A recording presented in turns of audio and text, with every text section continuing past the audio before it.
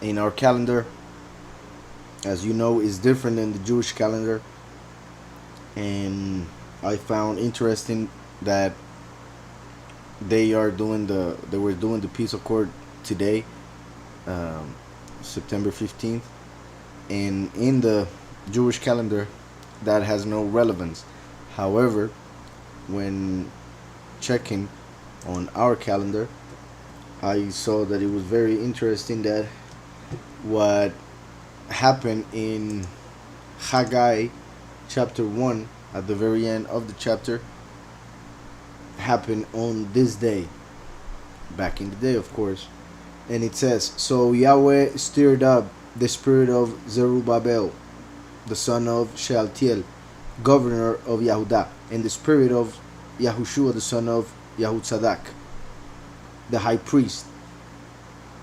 These represent, they can be seen as the two witnesses because of what we read in, well, Revelation 11, that it says that they are the two olive trees. And when we go to Zechariah, we find in Zechariah 4 the two olive trees, and they represent the two witnesses and the two manifestations of Yahweh on earth. So they represent the first and the last. Obviously, Yahushua would be the first, Zerubbabel the last, who is born within Babel or in confusion.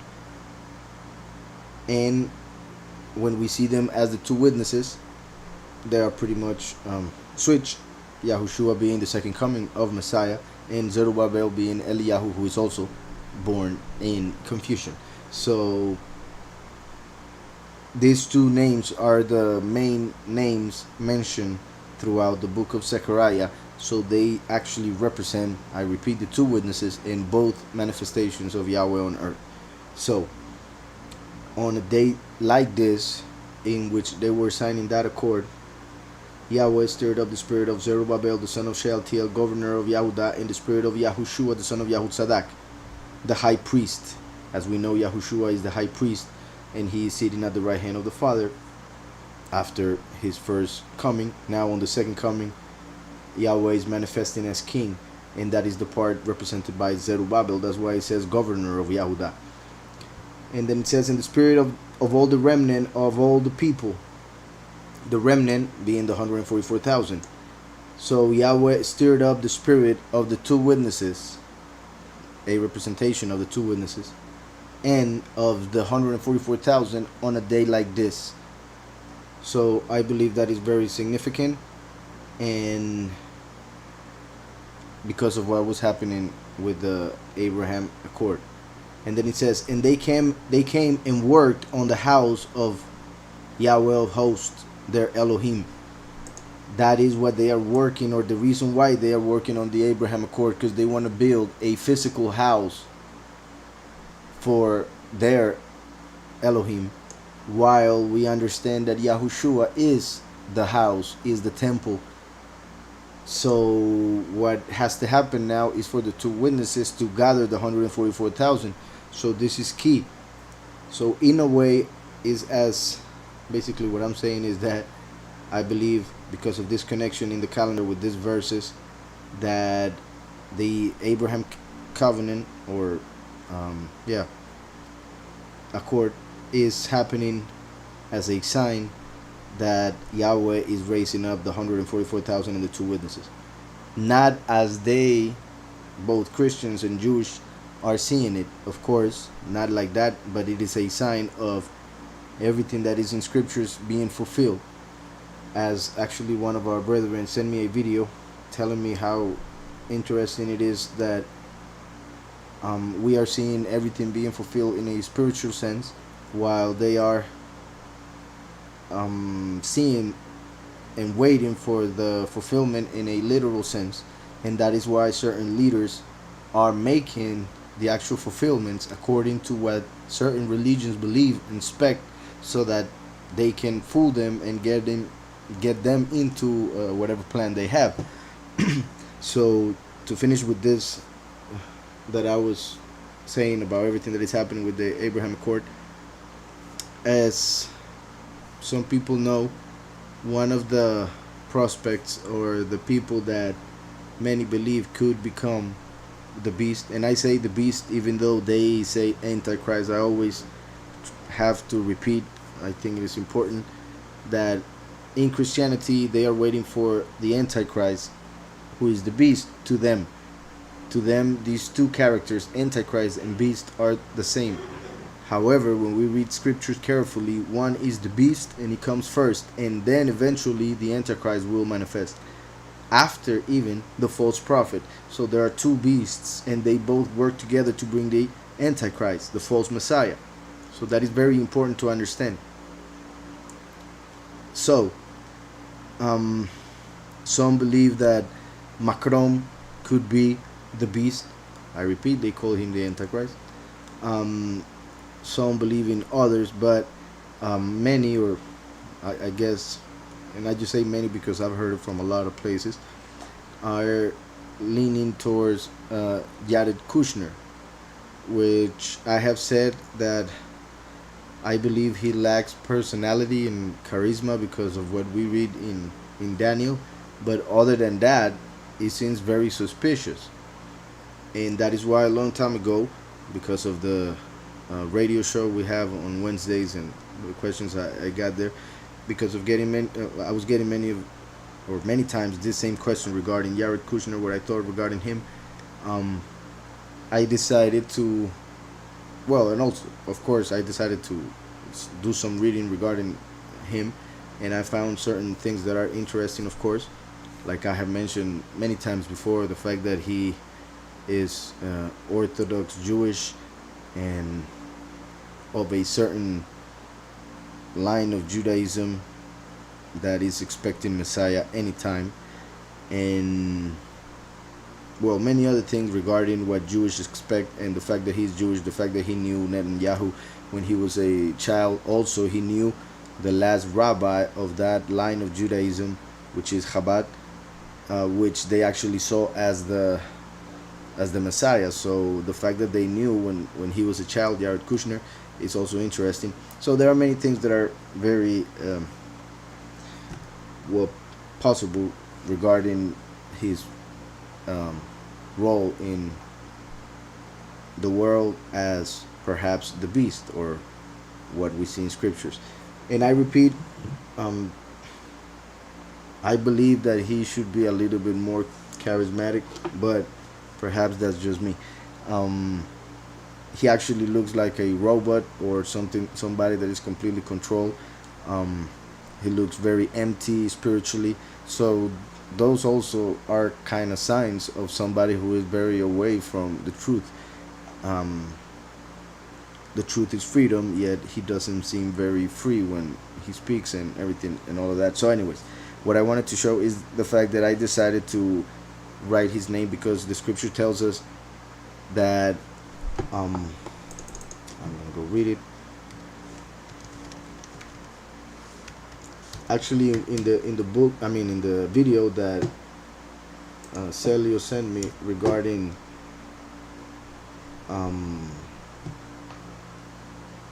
this Abraham Accord,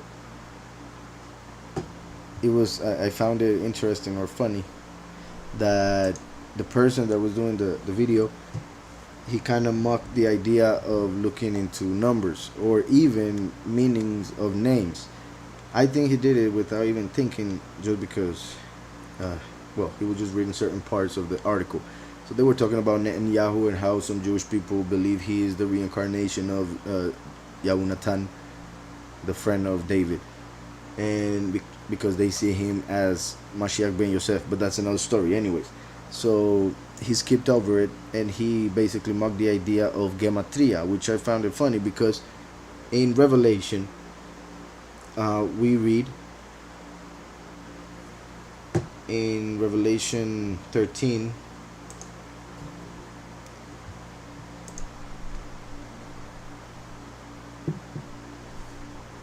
it says, number 18, verse 18 of the chapter 13 of Revelation, "Here is wisdom.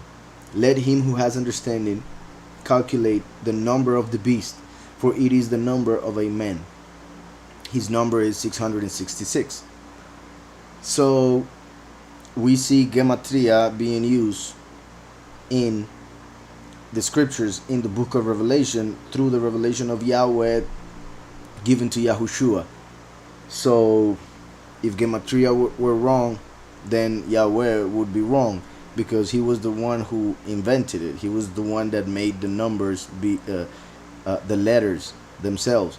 I mean, the same symbols for letters and numbers. He is the one who decided that, who made it perfectly in the first language.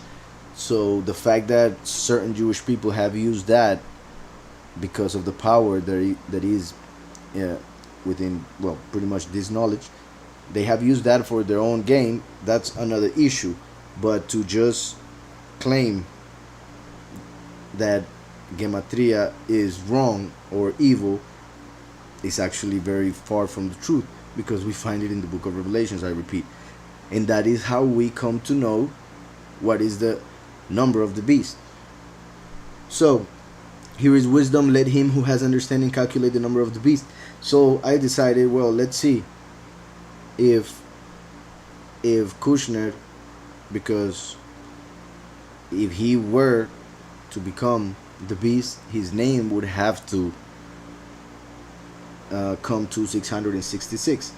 Like I always explain, the Hebrew alphabet, the letters have numbers. Each letter has a numerical value, so one can add the letters to have a numerical value for an entire word, in this case a name. So here I wrote Kushner. So here we have Kushner. This is how you would write it in Hebrew. And if we look at the numerical value of each letter, this is the Kuf, is 100. This is the Vav, is 6. This is the Shin, is 300. This is the Nun, is 50. This is the Yud, is 10. And this is the Resh, that's 200. So when we add each of these letters or numbers, we get 666. 300 plus 100, 400. Those 400 plus this 200, we have 600. 600 plus 50, 650. Plus 10, 660. Plus 6, 666. So it is very interesting that the name Kushner equals 666. And I also find it weird that even though a lot of people believe he is the beast, many claim he is the Antichrist, I haven't seen anybody come up with this, even though it was very, I mean, it's easy. And I don't mean it in any sense like, I don't know how it may sound, but I just mean, as we just saw, anybody can do it. And it's not a very complicated name to, I don't know, to turn into Hebrew or whatever. And it's just right there. So I find that particularly interesting, because it is in scriptures that we find that number as the number of the men who will become the beast, and there it is. So I'm not saying that he is the beast. I am saying that he does fulfill that, and that is huge because it is in Revelation 13. But other than that, I still believe that he would have to still do more and be more prominent, which well, we will see. But there are a lot of interesting things regarding that man. And his first name, Yared, means he who descends. So he who descends, the 666, that sounds prophetical. And also descending all the way to the abyss. So we'll see how it turns out. But I just thought it was important to show how his name can be added to 666, to add that to the fact that most people believe already that he's the beast, which only that I found suspicious, because at the end most people will accept the beast. But hopefully there are a lot of people within the many who will realize at least that. And even if they don't accept the doctrine of the two witnesses, at least they won't be as lost or as fooled as to follow the beast as a good guy. So, anyways, hope that was understood. Just gonna see if there are any questions or any comments regarding this, and then I'll begin with the chapter real quick, because actually this chapter is very long, so hopefully we'll be able to finish it.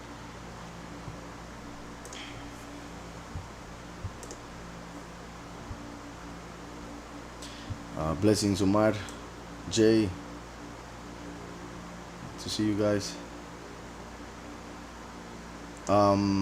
Actually, I didn't see the ceremony live. I should have. Actually, I should have, but no, I didn't. And yeah, that's true. Many don't even have a clue. Then let me see. Blessings, Mao, Josue. Of course, Christian, which I already mentioned. Let me see what else. Thank you, Omar. Javier, Meres, and there's Celo.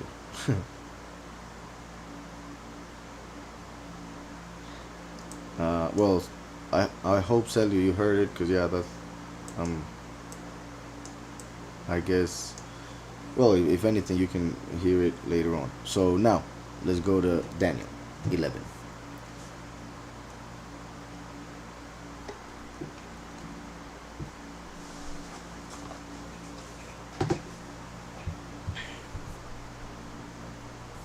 So last study we read chapter 10, and it ended saying, "Then he said, 'Do you know why I have come to you? And now I must return to fight with the prince of Persia, and when I have gone forth, indeed the prince of Greece will come. But I will tell you what is noted in the scripture of truth. No one upholds me against these except Michael your prince.'" So Yahushua, or Messiah, who was speaking to Daniel, and Michael pretty much are the only two in heaven who are on Yahweh's side. And that may sound weird, as in we know of Gabriel also, but in that sense Gabriel is pretty much part of the team in Michael's side. So those with Michael are pretty much seven, well, counting Michael, the seven angel before Yahweh. So being the leader, Michael, who pretty much would be as the son of justice, or the Shemesh, the candle right in the middle of the seven, which is the one used to lit the other six candles. So in this prophecy, he was told that after Persia, the king of Greece would come. The Greek Empire would appear and take over. Then we go to chapter 11, and it says, "Also in the first year of Darius the Mede, even I stood up to confirm and strengthen him." So, let me see. "Even I stood up to confirm and strengthen him," as Daniel did with previous kings, and just like Mashiach did with Daniel, strengthen him when he was on the floor because he couldn't handle the revelation. Now Yahweh is making Daniel become that strength for this king. Now, like I have said, some believe that Cyrus and Darius were the same person, and Darius was pretty much a title for Cyrus, who was the king of both the Persians and the Medes. Some others believe that Darius was a second to Cyrus, or second to the command. That is one of the reasons why I always mention how Cyrus and Darius represent the two witnesses. That's why the Persian Empire was actually a good empire. As we read scriptures, it wasn't as bad as the other empires, and Cyrus is known as a good leader. So much so that Yahweh prophesied regarding him and what he would do. And we will see that, well, those who speak Spanish in the study that we do on Mondays. So it says, also in the first year of Darius the Mede, even I, stood up to confirm and strengthen him. And now I will tell you the truth. Behold, 3 more kings will arise in Persia, and the 4th shall be far richer than them all. And the 4th, so 3 more, which is pretty close to the fact that in the previous vision that Daniel had, he saw 4 beasts. So here he's talking about 3 more, and then the 4th. The number 4 is always connected to the 4 corners of the earth. And also, when we saw in Daniel 2 the statue that Nebuchadnezzar saw regarding the kingdoms that would be from his till the end, he saw gold as Babylon, silver as the Persians, bronze as Greece, and iron as Rome. So he saw also 4 divisions in the statue. At the end, Rome mixed with clay. Well, it actually doesn't mix, but there was a kingdom which was pretty much half clay and half iron, but still iron. So the fact is that every time that Yahweh talks about the kingdoms that would come, he mentions the number 4, because it represents the kingdom that would come at the end of times, that would rule over the 4 corners of the earth. Like the fact that in the vision that Yahweh gives Ezekiel and Yahuchanan and others, they saw around the throne 4 living creatures, one with the face, well, the 4 creatures were had, depending on the revelation that we speak about or the way that we put it together, the fact is that the 4 creatures are the lion, the eagle, the ox, and the man. So just like there are 4 corners of the earth where there is 1 angel on each corner, as we also see in the book of Revelation, and as we know, the firmament is the throne of Yahweh, and the earth is the footstool, is his footstool. So the 4 corners of the earth is where the firmament is standing. So those angels on the 4 corners of the earth are like the 4 creatures around the throne. And Satan, as he copies everything, he would create through those 4 empires that I mentioned, from Babylon till Rome. And then within Greece, when he divided Greece into 4 different kingdoms. And then here, as in when the Persians came after him, there would be 4. All of that connects. So then it goes on to say, behold, 3 more kings will arise in Persia, and the 4th shall be far richer than them all. By his strength, through his riches, he shall stir up all against the realm of Greece. Then a mighty king shall arise. Then a mighty king shall arise, who shall rule with great dominion, and do according to his will. And when he has arisen, his kingdom shall be broken up and divided toward the 4 winds of heaven. Like I already said, I already went ahead, the kingdom of Greece would be divided into 4, to the 4 corners of the earth. So that was Alexander the Great, which is also, as many others, a representation of the beast. It says, then a mighty king shall arise, who shall rule with great dominion, and do according to his will. And when he has arisen, his kingdom shall be broken up and divided toward the 4 winds of heaven. But not among his posterity, nor according to his dominion. He was actually a homosexual.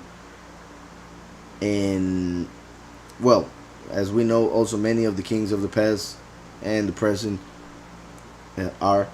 But in his case, it is interesting that he says that the kingdom would not be given to his posterity, because he was given to 4 of his generals, pretty much, those that fought with him, who were not family. So, but not among his posterity. nor according to his dominion with which he ruled, because their dominion would be divided, and so the majesty of the kingdom. For his kingdom shall be uprooted, even for others besides these. So even they would lose it eventually. Then it says, also the king of the south. So now start speaking about two of those four kings. The kingdom divided into four: one of the east, one of the west, one of the north, and one of the south. From now on in the chapter, we're going to see what started happening with the north and the south. These kings of the north and the south, pretty much the scripture is going to talk about the king of the north, the king of the north, the king of the south. Through history, they died and then another came. The scripture throughout most of it pretty much just mentioned the king of the south that was at the moment when that prophecy was fulfilled. But as we see each of the things that the kings of Greece did in history, we can actually realize who each of the kings of the south and the kings of the north were. But I'm saying all of that because another way of interpreting this is seeing the king of the north and the king of the south as Samael and Hillel, as two entities who are against Yahweh, and therefore they try to work together, yet since they are satanic, they betray each other, so everything comes down. And that's how Yahweh will bring them down in their kingdom, so Yahweh can establish his. So we can see this prophecy in many ways. Pretty much my point is that just like we can see this clearly in history, some people call this the most specific and clear prophecy given by Daniel or even scriptures, because the many details that are found there and also in history that connect. We can also see this prophecy or this revelation as what would happen with those two entities, Samael and Hillel, how they would work and how they would use the church to in the negotiation that they would do and then betray. So just keep that in mind. Let me see something around here.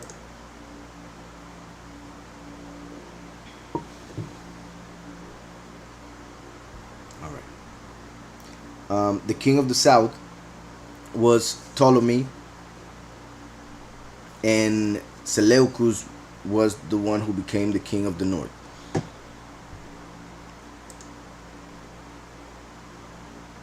I wanted to see something. So yeah, the kings of the north that appear in this chapter are the ones that came pretty much after Seleucus, their successors, and those of the south, those who came from Ptolemy, the successors of Ptolemy, and they ruled from Egypt on the south of the set apart land, or Israel. The other ones rule on the north of the set apart land. So we can also connect the king of the north with the kingdom of Israel, and the king of the south with the kingdom of Yahudah, which were the two separations of the nation of Israel after Shlomo. So we can see this as the separation that was done in Israel of the north and the south, as the Greek Empire, those who were ruling from the north and those who were ruling from the south, how they started doing business and betraying and all of that, and as two powers. Interestingly enough, as I said, the four corners of the earth, the four creatures around the throne represent those four corners of the earth. In fact, in Hebrew, in front is the same word as east. Back is the same word as there are several words, there are synonyms for it, but in this case that I am mentioning, directions, in the front is the same as east. So if you want to say you go east, you could say you go front. If you need to go back, that would be west. the right is the south and the left is the north. When Yahweh divided those two powers, Halel and Samael, he put Samael on the left, on the north. That's why evil comes from the north, as scripture says. So Samael would be the one being represented by the king of the north, while the king of the south would be represented by Halel, who was put on the right. Hope that's clear. So,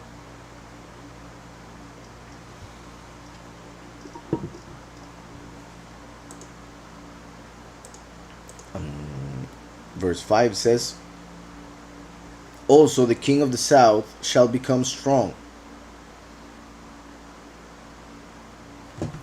as well as one of his princes, and he shall gain power over him and have dominion. His dominion shall be a great dominion. And at the end of some years they shall join forces, for the daughter of the king of the south shall go to the king of the north to make an agreement. Isn't it interesting that, like I said, I wanted to kind of just read Haggai 1 because of the day in the calendar. However, I decided not to do so because it isn't that long. So pretty much I just make that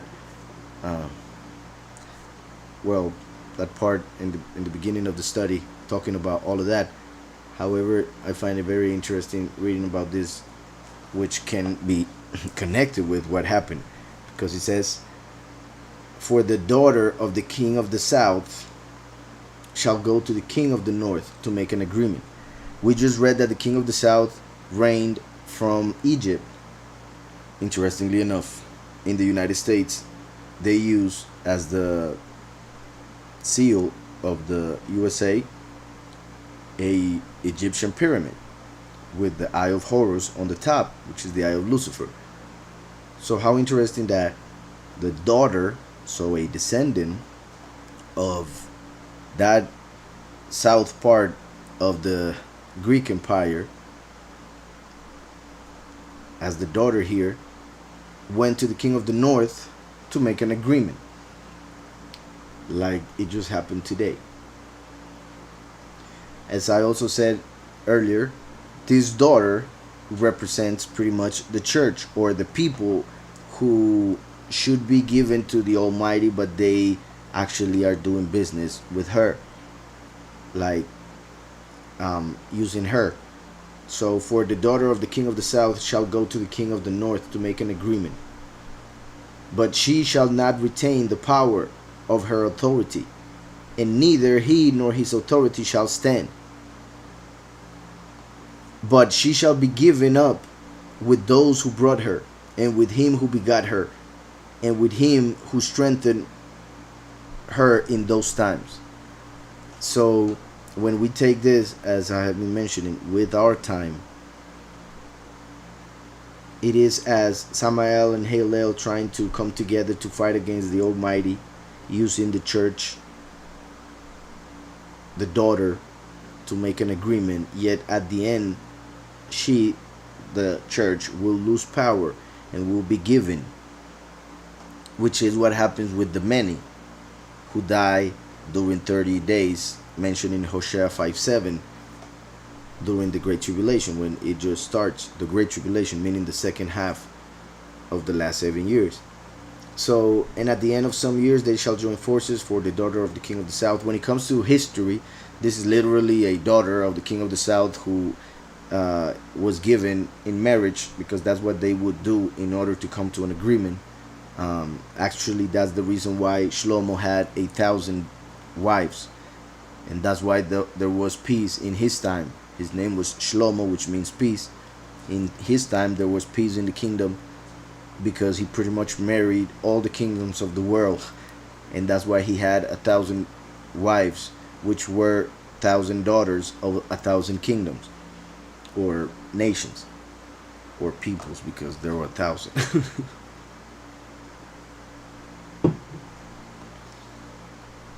So, and at the end of some years they shall join forces. For the daughter of the king of the south shall go to the king of the north to make an agreement, but she shall not retain the power of her authority, and neither he nor his authority shall stand. But she shall be given up with those who brought her, and with him who begot her, and with him who strengthened her in those times. But from a branch of her roots. Those words are very interesting, and that's why I add the interpretation that I have been mentioning regarding the church and all of that, because really, anybody that is listening could check on Google and write Daniel 11 in history or anything like that, and could find a lot of analysis that are correct regarding history and how it was fulfilled to the T. Every one of these words. If we do that, the study would take like 3 weeks, and that is focused on some things that already happened long time ago. So those studies, I think, are valid if you want to prove scripture as truth. If you don't trust prophecy and stuff like that, then go ahead and look how everything was fulfilled to the T. So therefore everything that still needs to be fulfilled will be fulfilled. So I always like to focus with knowing all of that, and knowing that it is available, and knowing that I have studied it. And if you guys want, I repeat, I encourage you to go and look for all those studies, because there are many. I repeat, there are a lot. So I will mention just key points regarding that, or the main characters in the story, but there are many things to see in this chapter, and I believe that it is very important to see the most, or at least a spiritual interpretation of this as prophecy connecting with our time. So the fact that it says, but from a branch of her roots one shall arise in his place, who shall come with an army, enter the fortress of the king of the north, and deal with them and prevail. And deal with them and prevail.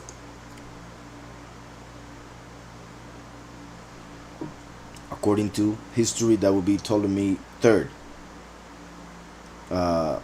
Ptolemy's stepson. So let me see something else.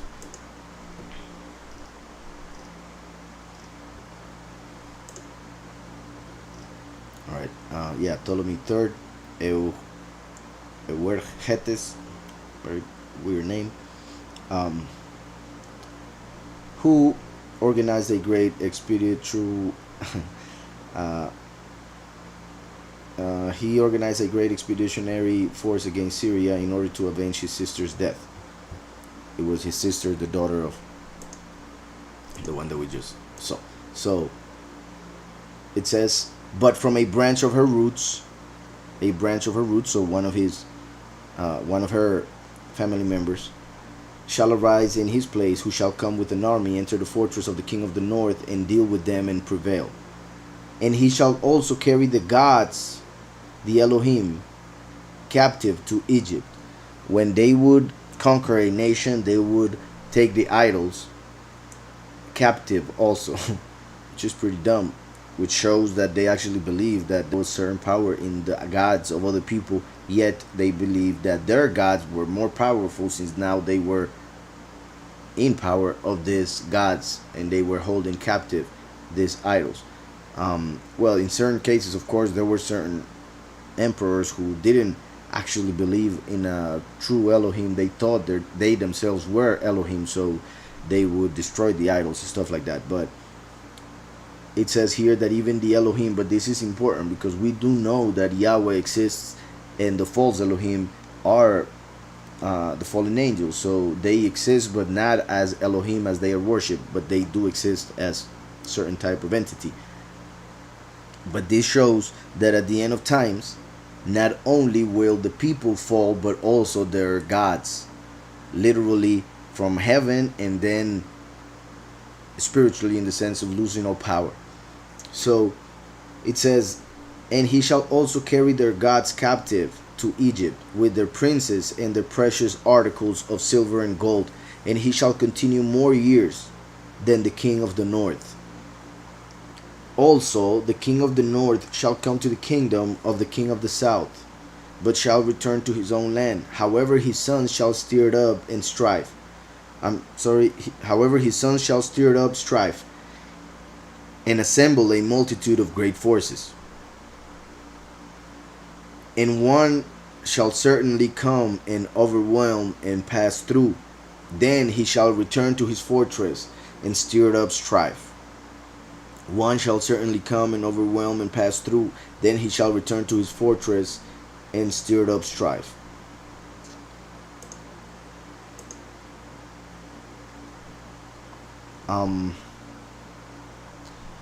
This is regarding, well, what we just mentioned regarding an ongoing conflict between Ptolemy and Seleucus when their sons pretty much went into war.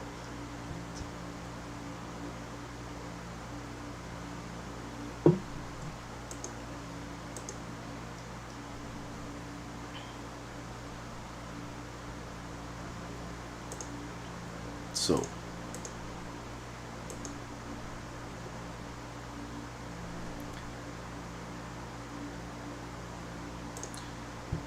if you have any questions, just write them on the chat, and then at the end we'll check them out. It says, also the king of the north shall come to the kingdom of the king of the south, but shall return to his own land. However, his sons shall stir up strife and assemble a multitude of great forces, and one shall certainly come and overwhelm and pass through. Then he shall return to his fortress and stir up strife. And the king of the south shall be moved with rage and go out and fight with him. And the king of the north, who shall muster a great multitude. This is interesting. The king of the south shall move with rage. As we know, Halel was used as an angel of rage when Yahweh would be angry against a nation and would send destruction. Many times he did it through that angel. So interesting that the king of the south was moved with rage. And then he says that the king of the north shall muster a great multitude, like the many who are following idolatry. Idolatry is worshiping a stone which cannot see nor hear, just like Samael is the blind Elohim, or the blind mighty one. Also, his name is translated as poison of Elohim. Then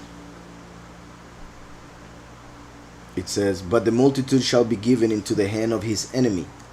Once again, like a representation of the fact that the many will have to fall, just like it mentioned regarding the daughter, even though the daughter was that of the king of the south. And in that case, like I said earlier, that could be seen as a people, for instance, the Israelites of flesh, and now this great multitude, those who follow idolatry, who many are in Christianity, unfortunately. I mean, there's a lot of idolatry in Christianity, starting with Catholicism. So, just to make the difference, like I always mention, Jacob and Israel can be seen as the many and the few, or it can be seen as those who do not believe in Messiah, so they don't have the new name, like Israel, representing those who believe and have Mashiach. So,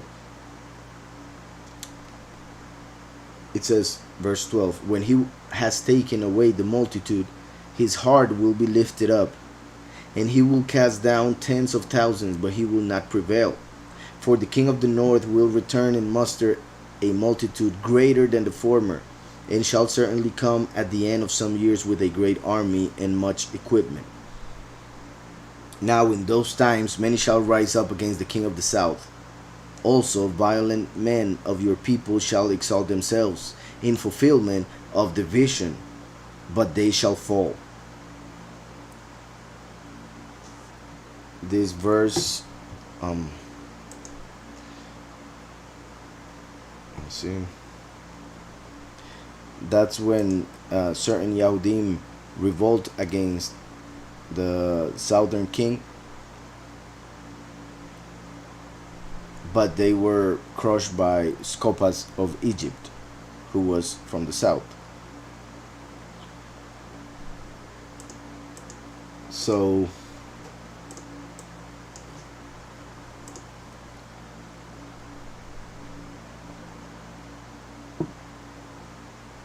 Now in those times many shall rise up against the king of the south. Now, I just wanted to say something since I just read that. I wanted to check at the very beginning, but I didn't. Like we read in the previous chapter, and as we know in scriptures, the chapters were added later. In chapter 10, it was pretty much Mashiach talking, and he said, "No one upholds me against this except Michael, your prince." So now, oh, something happened. Now, also in the first year of Darius the Mede, even I, stood up to confirm and strengthen him. So that is Mashiach still speaking. So it was Mashiach who gave the strength, just like I said, to strengthen Daniel, to use Daniel. But now Mashiach is mentioning him strengthening the king Darius. Even I, stood up to confirm and strengthen him. And then continues, and now I will tell you the truth, like what is written in the scripture of truth, like we saw in previous chapter.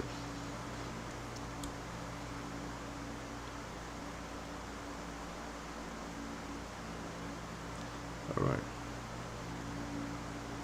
So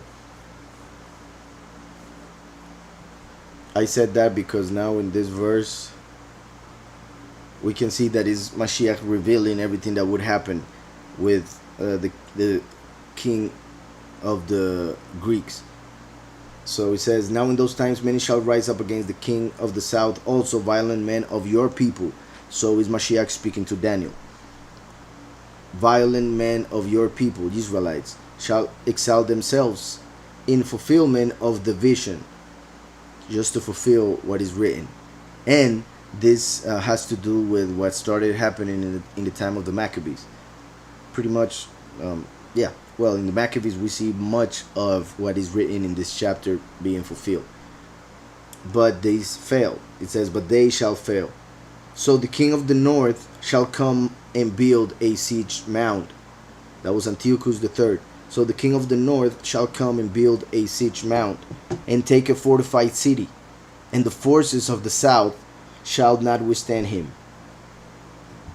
Even his choice troops shall have no strength to resist. But he who comes against him shall do according to his own will. But he who comes against him shall do according to his own will. And no one shall stand against him.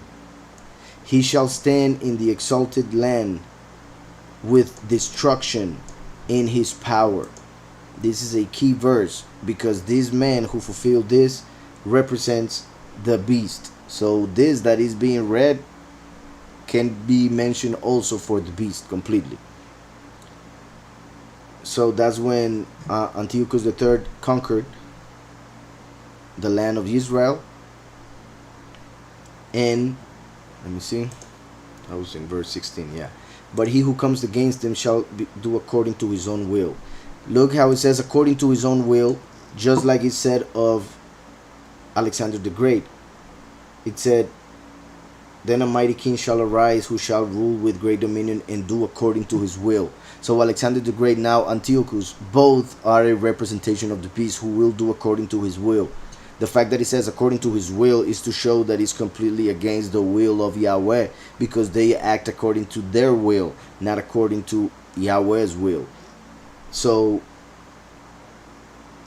it says, "But he who comes against him shall do according to his own will, and no one shall stand against him.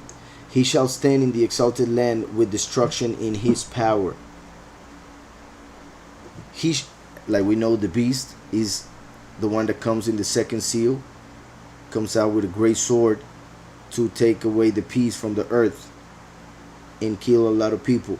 So it says here, with destruction in his power, pretty much the same thing.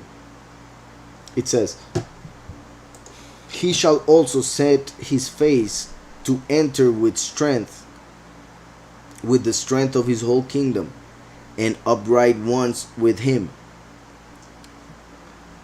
Let's come here just a second. "And bring equitable terms."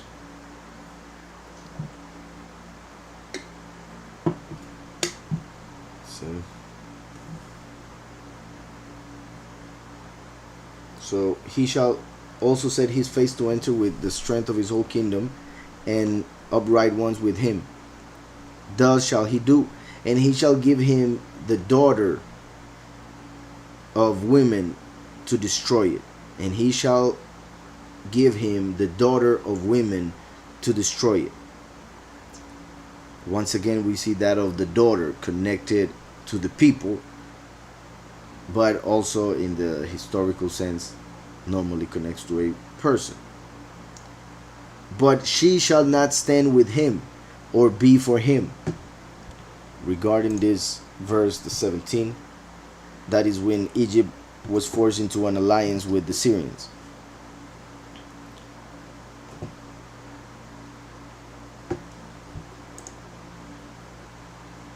Then it says, after this he shall turn his face to the coastlands, and shall take many.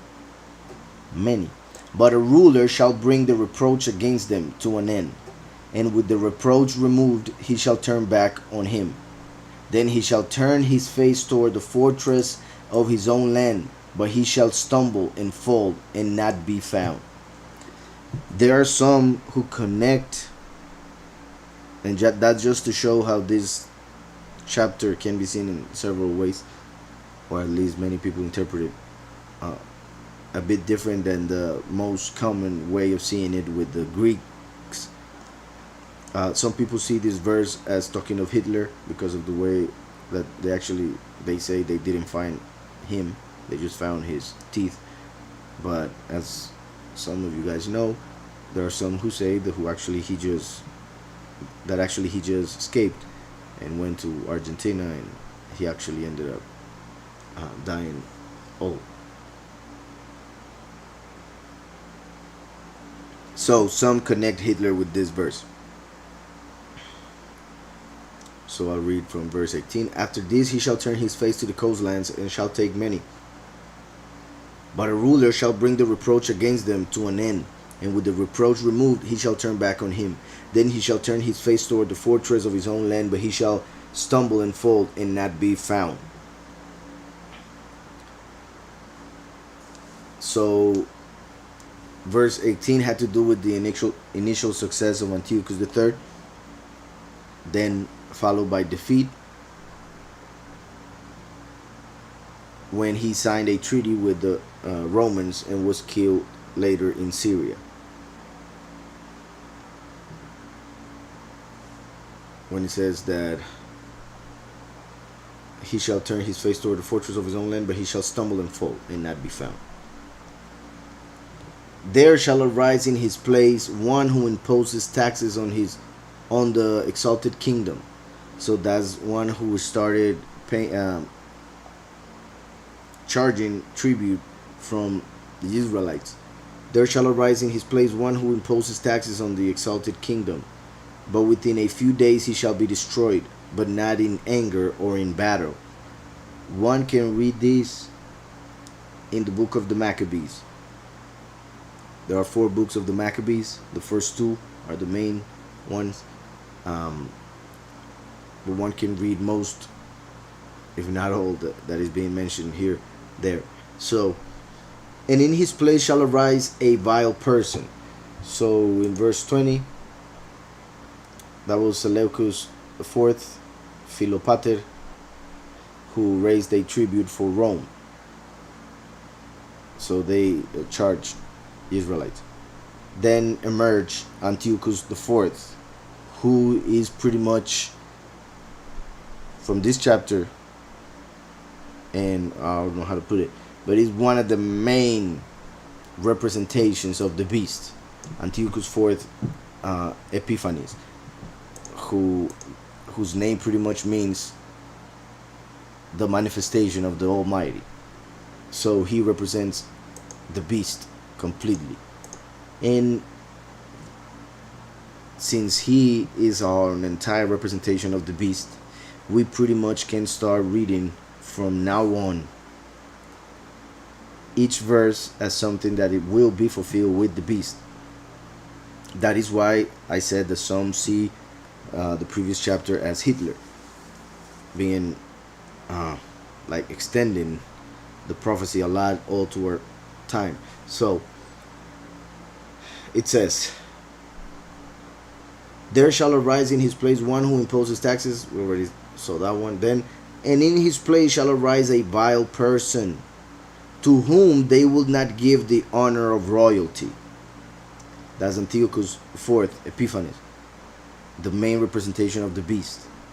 So this verse, to whom they will not give the honor of royalty, many use this verse regarding the beast as saying that he won't be called a king, at least not by old, because he would come as a politician, so the title that he would receive would be different than king, as because of the days in which we live.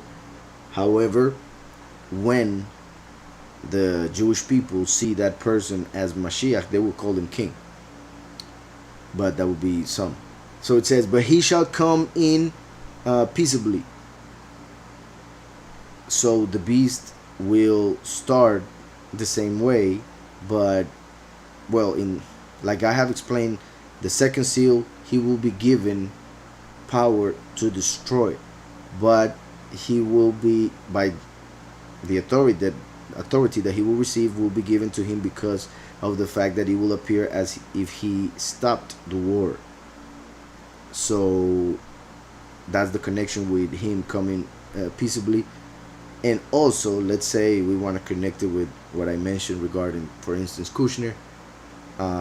He seems very peaceful right now. Like other leaders, they claim that they want peace and security, and they are claiming a lot of peace and security nowadays. So the fact that they claim peace and security, that is coming in peace, yet then the true colors will show during the second seal and later on even more. So I find also interesting, now since I mentioned that in the Abraham Accord, according to some who have read the whole thing, the actual accord, the actual pact or covenant is to sell a lot of weapons.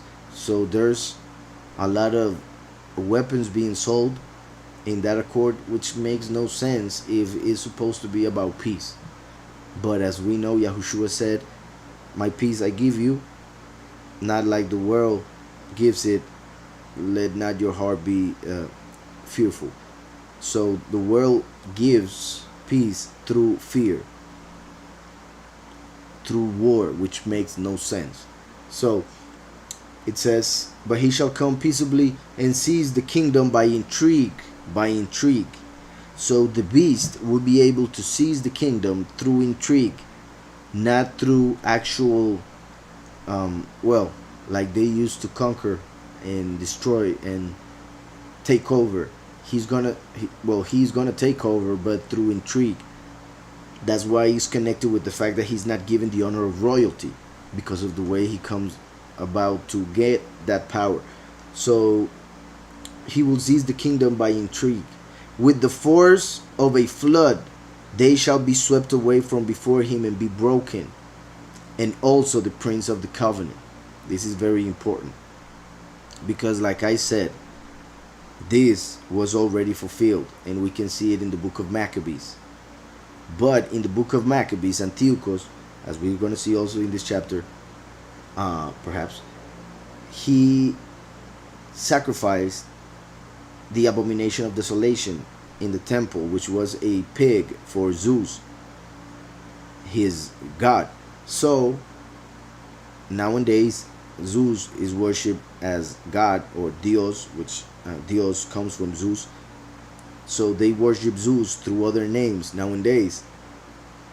The beast will appear and will appear to honor Zeus. Will appear to honor the Almighty, yet he will be honoring Zeus. That's why they will use fire from heaven to kill the two witnesses. That will be Zeus whom they will be using, even though it's not Zeus who will bring the lightning down. They will make it appear so through technology that they will use to kill the two witnesses. So in the book of Maccabees, we can see all of this being fulfilled, and we can see specific persons that fulfill these roles. But like I said, Antiochus Epiphanes IV is the main representation of the beast, other than Nimrod, which I always say is the main because he's the first. But when it comes to Antiochus the fourth, the whole story of the Maccabees is very amazing. And Yahushua himself, when he told in Matthew 24 what would happen, he said, when you see the abomination of desolation, go to the mountains. To them, the abomination of desolation had already happened 150 years back in the time of the Maccabees. So Yahushua said, when you see the abomination of desolation spoken of by the prophet Daniel, they could have asked Yahushua, but that already fulfilled. What are you talking about? Yahushua was pretty much saying that that which fulfilled in the time of the Maccabees was actually just a mirror, a shadow of what would fulfill in the end times. So that is why we can read these verses mainly from the time that Antiochus the fourth appears. Before that is pretty much what has been happening in the last decades. But from the time of Antiochus Epiphanes is pretty much the time when the beast starts to enter into the scene. So it says, with the force of a flood they shall be swept away from before him and be broken. So it shows, this means how he entered and destroyed everything pretty much back in the day. The fact that they did not give the honor of royalty is because Antiochus the fourth was not the actual rightful heir, which is important because the beast is trying to take over the world as the world leader. However, he is not the actual world king. That is Mashiach. So he will be trying to take the actual power over the world, which belongs to Yahweh, and he gives to his Mashiach. So the beast, that's why he doesn't receive that, because he's not the actual heir. Antiochus Epiphanes, he defeated the Egyptians. Excuse me.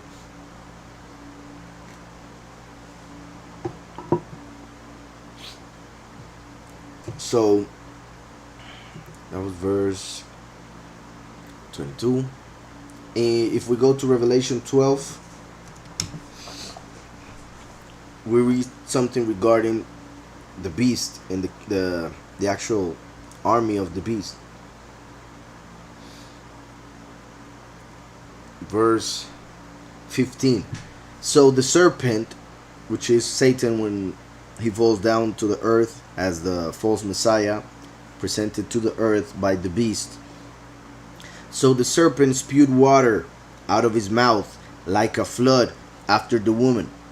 So we are reading in Daniel, and he's using the same terms, the flood. And we just saw how there was a daughter that was being used to come to a covenant and all of that.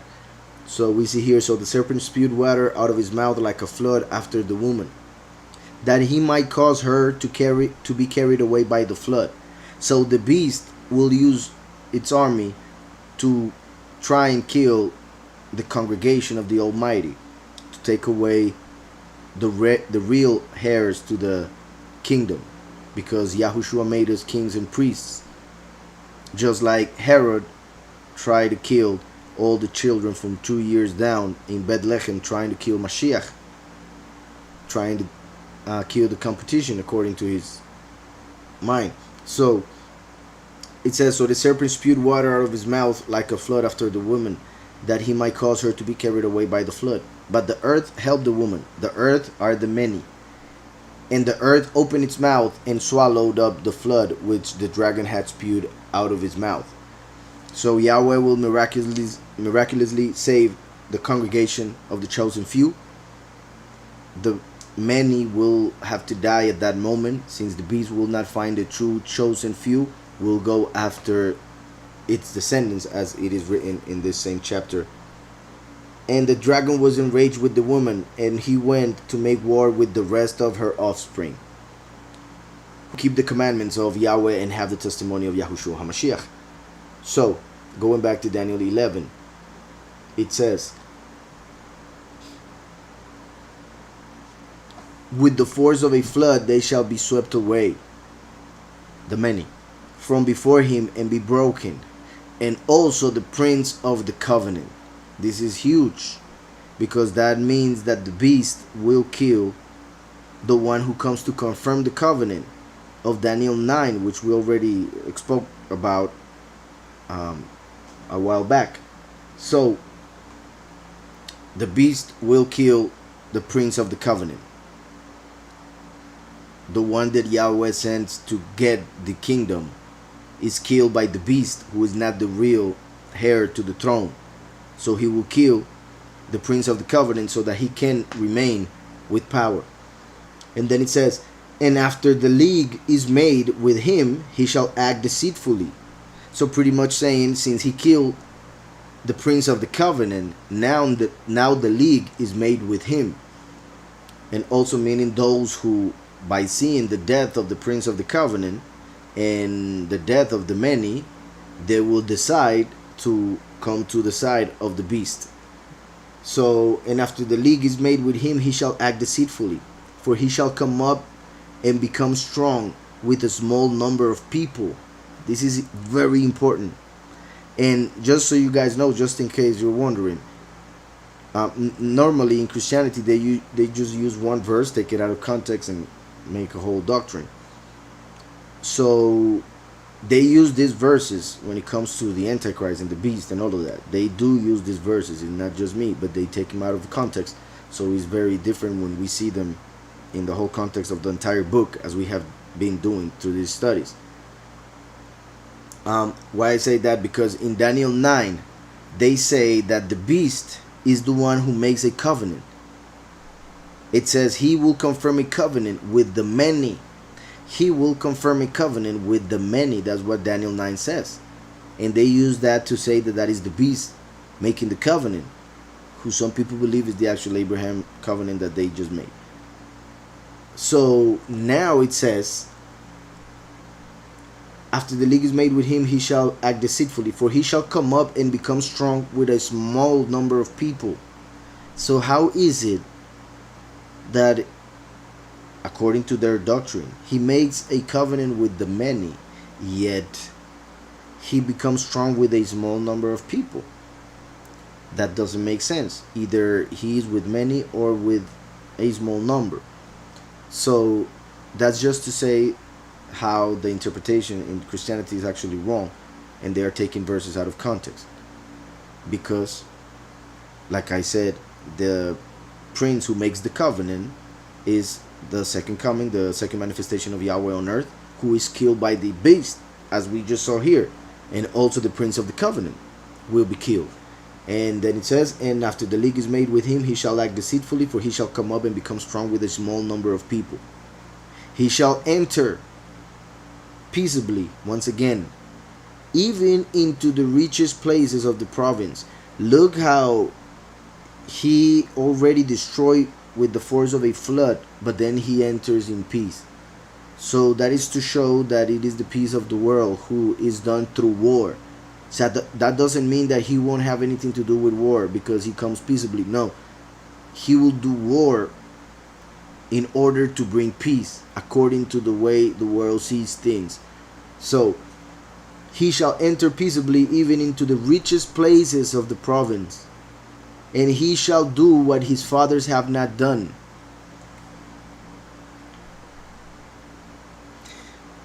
I do find it interesting that we just saw everything regarding the Abraham covenant. We're just seeing this today because a lot of people are talking of this covenant like something that nobody could have done before.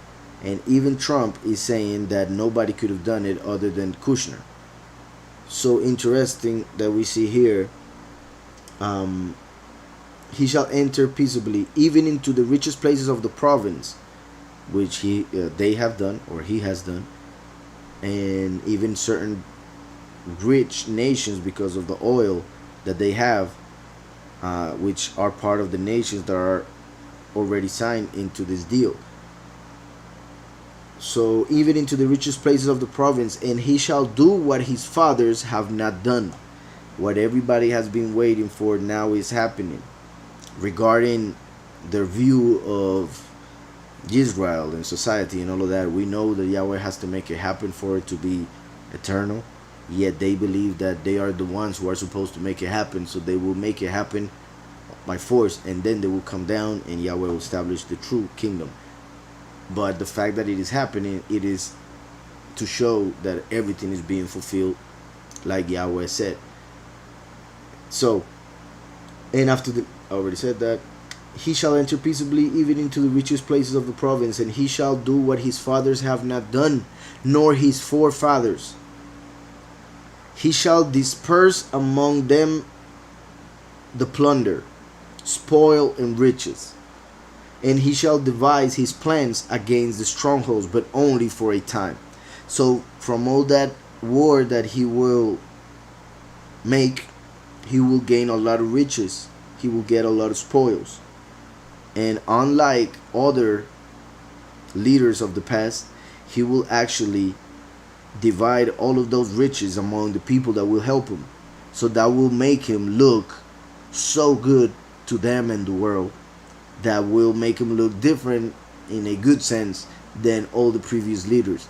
But that will be simply strategy to gain that love, because people nowadays worship money. So he will pretty much be buying them, buying their honor, their respect, and all of that. So it says, he shall disperse among them the plunder, spoil, and riches, and he shall devise his plans against the strongholds, but only for a time. So for 1 year. Remember that the beast, not Antiochus Epiphanes, the beast is given 3.5 years to rule.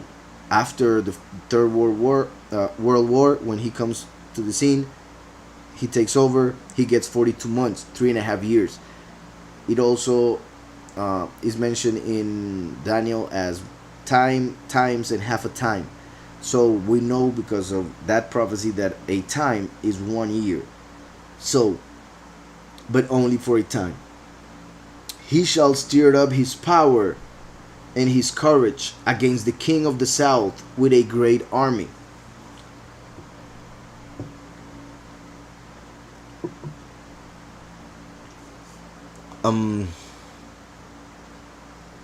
If you go to, well, I'm not sure if there is an English version, but in our website, thewayofyahweh.org or losdecamino.net, I have an image in which I add all the dates given in Daniel in the book of Revelations, all put together in what I believe is the only way that they fit, to kind of see how everything will come to pass. And one of the times that I actually was able to fit last, I actually had to make a change to the image, because I was taking into account the times and half a time, the 1,260 days, the 1,290 days, the 1,335 days, the many times that appear specifically. But then this one time, this 1 year, pretty much ended up fitting as the first year of the beast appearing on the scene, as in pretty much from the 5th seal of the book of Revelations, from the 5th seal till the 7th trumpet. That kind of appears like being 1 year, and it would be that year if we take this as being fulfilled with the beast. It would be from the time that the Third World War ends. He will pretty much have a year to gain the world's honor and love and all of that, worship pretty much. And after that year, he pretty much will bring the false Messiah. Just a second, I'm just gonna see the image because I might have said one date different.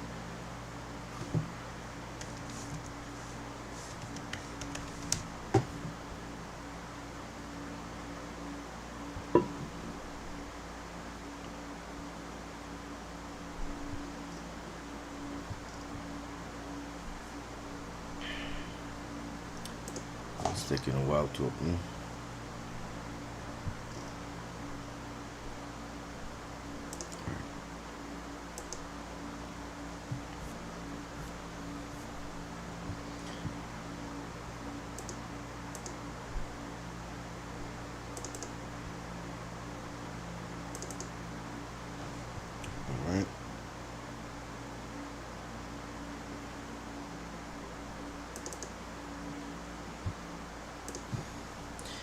Just a second. Oh, there, right there. All right. So yeah, from the fifth seal, like I have said, pretty much the 42 months that are given to the beast would be from the fifth seal to the fifth bowl of wrath. Those would be 42 months. So from those 42 months, we would have to take 12, which would be the first year, which I mentioned from Daniel 11, that it says for a time. So pretty much the Third World War would begin on the second seal and would pretty much come to an end around the time of the fifth seal. Of course, depending on the technology they use, it could end in 5 days, but because of the way they do things in this world, like bureaucracy and stuff like that, they will be able to extend it for a while. So, and that just to make money, of course, because that's a big business. War, I mean. So, as I was saying, but only for a time. Then verse 25, he shall stir up his power and his courage against the king of the south with a great army. This is interesting because I already said that the south would represent Halel, the north would represent the left, therefore Samael. And the king of the north is, as we have been seeing, Antiochus, who represents the beast. And he the beast is pretty much the representation on earth of Samael, the false prophet, the representation of Lucifer, and the Antichrist, the representation of Azazel, the three Satans. So even that fits. So I continue. He shall stir up his power and his courage against the king of the south with a great army, and the king of the south shall be stirred up to battle with a very great and mighty army, but he shall not stand, for they shall devise plans against him. Yes, those who eat of the portion of his delicacies shall destroy him. His army shall be swept away, and many shall fall down slain. Listen to this verse 27. Both these kings' hearts shall be bent on evil, like Samael and Halel. Both these kings' hearts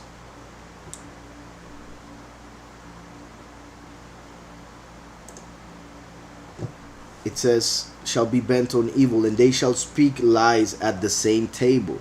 So they will claim that they are together, that they are working together, yet they will be devising things against each other under the table.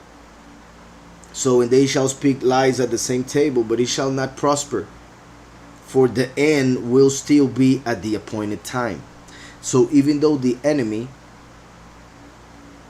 let there be, like, may that be either Satan or the powers that be in this world, Illuminati, the enemy is trying to change the end times. He's trying to change the plan of Yahweh. Yet the end will come at the appointed time. No matter what they do, no matter what they plan, no matter how close they come together to fight against the Almighty, they won't be able to do anything. Everything will happen at the appointed time. Verse 27, let me see how that is written in Hebrew. It says, Ki od ketz la moed. That is very important. Ketz means the end. I was reading verse for the end will still be at the appointed time. It says for the end will be at the moed. For the end will be on the moed, the appointed time. And although in the history we see this happening with the Greek Empire, Antiochus, in the book of Maccabees, and actually the appointed time could be taken as Hanukkah. Hanukkah is a representation of Sukkot, because they couldn't fulfill Sukkot, so they made a new feast as a mirror of Sukkot, which they couldn't fulfill, and that is Hanukkah. But as we know, the two witnesses come to fulfill the last four feasts: Yom Teruah, Yom Kippur, Sukkot, and Shemini Atzeret. So he shall enter peaceably even into. I already said that. It was verse 27. Both these kings' hearts shall be bent on evil, and they shall speak lies at the same table, but it shall not prosper, for the end will be at the appointed time, at the Moed. While returning to his land with great riches, his heart shall be moved against the set apart covenant. Antiochus was against the covenant that Yahweh made with his people. So that is the covenant that is mentioned in Daniel all the time.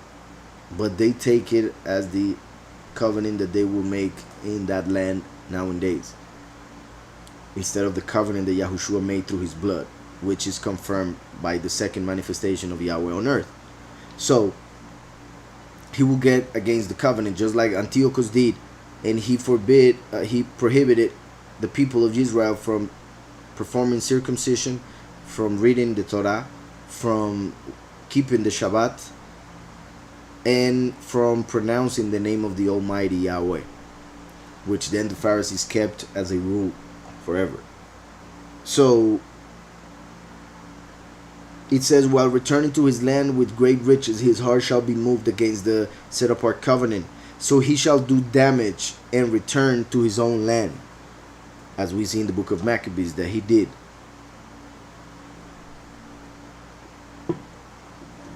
And when it comes to the beast, he will kill the two witnesses and do everything possible against the covenant that Yahweh confirmed through them.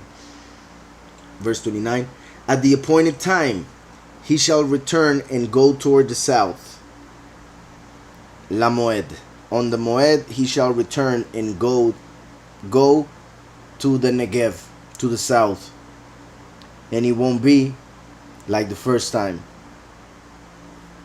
It says, at the appointed time he shall return and go toward the south, but he shall not be like the former or the latter.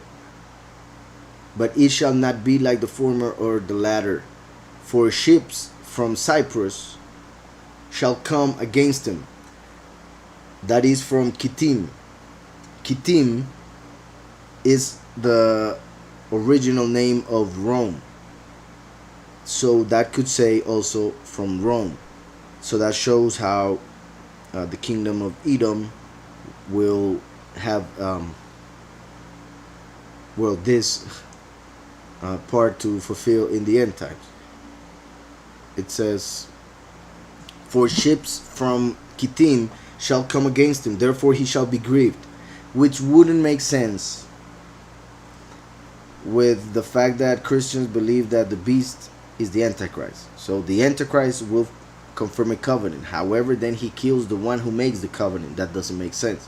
He makes the covenant with many, yet then he gets power with a few. That doesn't make sense either. Now there's another one here. It says the people of the prince, Daniel 9, the people of the prince who is to come will destroy the temple in the set apart city. That was Rome. So the prince who was to come would come as a Roman. That's why Paul was a Roman, and that's why Yahweh said that he would come as a Roman in Isaiah 63 regarding the second coming. Not genetically, but in paper. Just like Moshe was seen as an Egyptian, Joseph was seen as an Egyptian, Paul was a Roman, even though genetically he was a Hebrew. So my point is that they see the beast as a Roman. However, why would the Romans, Kittim, come against him to destroy him? That doesn't make sense either, because to the Christians it is a Roman, so it doesn't make sense to use these verses also for the beast, at least in their view, and they do use them, because I repeat, Kittim would be Rome. So that once again something that comes down or makes their doctrine fall, because in this case we are seeing how the beast would appear from one of the four separations of the kingdom of Greece. He would come from the north. That's why evil would come from the north. So from the four divisions of the kingdom of the Greece, of the Greeks, from the north is where the beast would appear. So then it says, let me see. So yeah, for ships from Kittim shall come against him, therefore he shall be grieved, and return in rage against the set apart covenant, and do damage. So he will damage the many. I repeat once again, another connection to the destruction of the many, because of the fact that he's against the covenant, and those in Rome stand against him at a certain point in time in the future. As we also see in Revelation, that the beast hates the whore of Babylon. The whore, the spirit mainly, is working through Rome, the whore of Babylon. The beast uses the whore of Babylon and then destroys the whore, as we see in Revelation 17 and 18, that the beast hates the harlot of Babylon. So we see here that the beast was going, and all of a sudden Kittim, Rome, the whore, stand like God in his way, and he decided to let me see how it said here. Yeah, so he shall return and show regard. No, that was, yeah, Kittim shall go against him, therefore he shall be grieved, and return enraged against the set apart covenant. So it is interesting how the fact that Kittim shall come against him makes him return with anger against the set apart covenant. So there is a connection there, and I repeat, spiritually connecting it with our time would be the many, because the many claim to keep the set apart covenant, the blood of Mashiach. They believe that Mashiach died, yet they don't have the true doctrine, so they will have to fall in the hands of the beast. Hope that's clear. So then it says, and do damage. So he shall return and show regard for those who forsake the set apart covenant. So in chapter 9 we see that one confirms the covenant. They say is the beast, but then we see the beast being against the covenant. How can he be against the covenant if he is the one who made it according to their doctrine? So we see here that the one who made it was the prince whom he already killed in previous verses. So he shall return and show regard for those who forsake the set apart covenant. So the beast, after going against the many, after killing the witness like Moshe and the witness like Eliyahu, will make peace or be friends with those who forsake the set apart covenant, who don't care about Mashiach, pretty much the true Messiah, of course, because he will then deceive them with the false Messiah. That's why it's so important to know scriptures, to read scriptures, to seek the presence of Yahweh, because as Hosea 4:6 says, for lack of knowledge my people are destroyed. So he shall return and show regard for those who forsake the set apart covenant, and forces shall be mustered by him, and they shall defile the set apart fortress. Then they shall take away the daily sacrifices. This is very important. I repeat, this was already fulfilled in a way with the Greeks before Mashiach came, 150 years. Around 150 years before Mashiach came, this was fulfilled.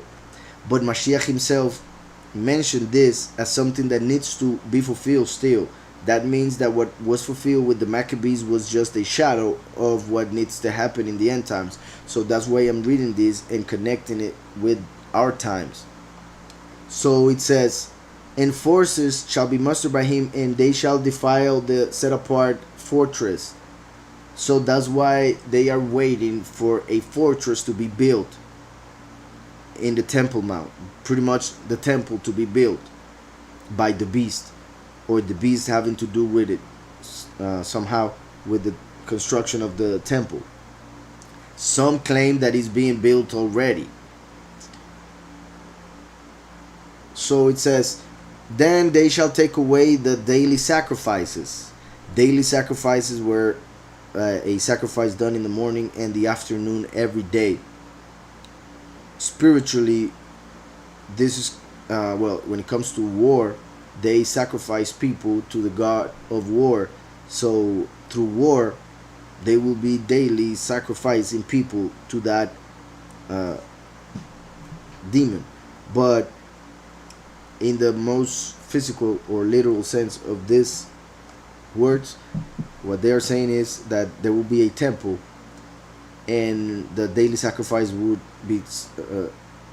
start in that temple, but in the middle of the week they will stop the daily sacrifices, which pretty much happens, I repeat, when they kill the two witnesses. They will stop the daily sacrifices because the false Messiah will appear after that. So then they shall take away the daily sacrifices, as we see in other chapters like chapter 9. In chapter 9 we see that there are 7 years still to be fulfilled. 7 years, 1 week, the last week of Daniel. And we see that in the middle of the week, the two witnesses or the prince of the covenant is killed, and the daily sacrifices are taken away. So now that we see here that the daily sacrifices are taken away, we can connect those two chapters. Daniel 9 was clearly speaking about the end times, and hopefully you follow me here. In Daniel 9, we already saw that, so I'll be quick. 70 weeks are mentioned until Mashiach. Mashiach would appear on the week, at the end of the week 69.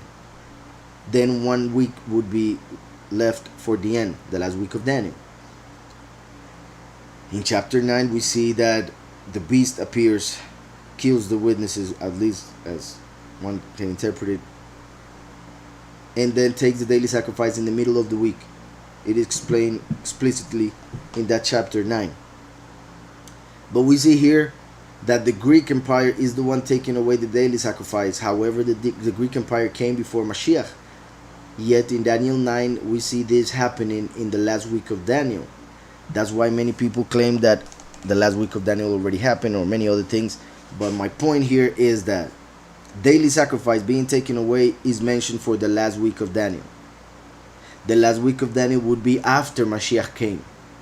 Yet now that we are reading Daniel 11, the daily sacrifices are taken away. And if we read Maccabees, that happened about 150 years before Mashiach. So they are actually two different stories. But since the one with the Greek Empire is a shadow of the one mentioned in the last week of Daniel, that is the reason why we can connect both and see how this that we are reading right now, that was already fulfilled, can be used as an explanation of Daniel 9 and how it will happen in our time. Hope that was understood. So, they shall take away the daily sacrifices and place there the abomination of desolation. That's when Antiochus took away the daily sacrifice that the Yahudim were performing and sacrificed on the 25th of December. December 25th, he sacrificed a pig. A pig in Latin is pronounced Zeus. Earth is pronounced Ge, or at least as in geography, for instance, G has to do with earth. So Jesus is pig of the earth, which is very interesting. Zeus is pig, G as in geography, Geo and G are connected with earth. So Jesus in Latin can be seen as pig of the earth. So interestingly enough, Antiochus sacrificed a pig of the earth in the temple, and that was called by the Maccabees the abomination of desolation, fulfilling this verse. So that was to show us how in the end times the beast will prepare the manifestation of Jesus, the false Messiah, and people will accept him, yet he will be the abomination of desolation. That's why Mashiach said, when you see the abomination of desolation in the place where it should not be, run to the mountains, flee to the mountains. When they tell you Mashiach is here, Mashiach is there, the Christ has come, go the other way. That's what Mashiach said in Matthew 24, Mark 13, and Luke 17.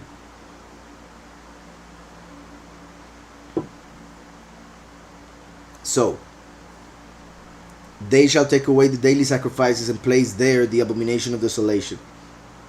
So instead of the two witnesses whom they will kill, they will place the false Messiah to be worshipped by the world. Those who do wickedly against the covenant, he shall corrupt with flattery. But according to Christians, he's the one who makes the covenant. Why would he be with those who are against the covenant? The covenant is the one which is confirmed by the last, which was made by Yahushua Mashiach. That's why he is in good terms with those who are against the covenant. So it says, those who do wickedly against the covenant, he shall corrupt with flattery.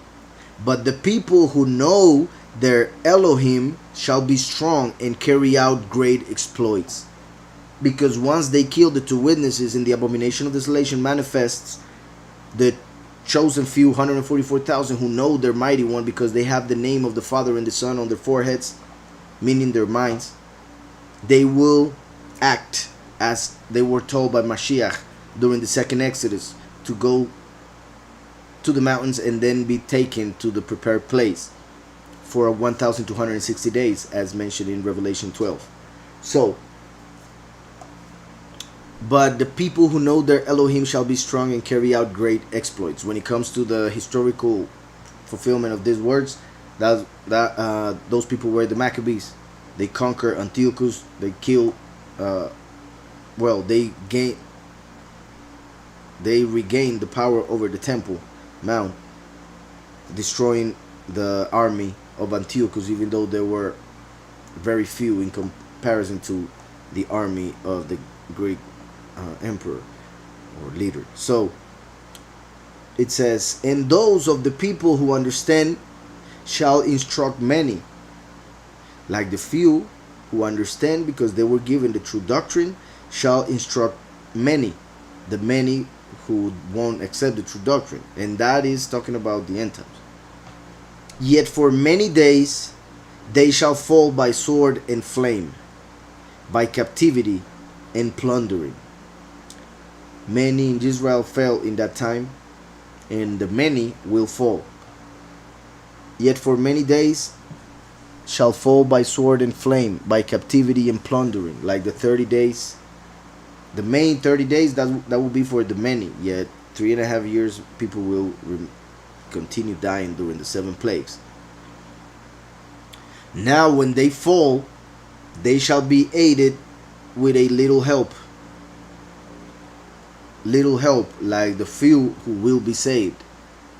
But many shall join with them by intrigue. But many shall join with them by intrigue. And some of those of understanding shall fall, to refine them, purify them, and make them white.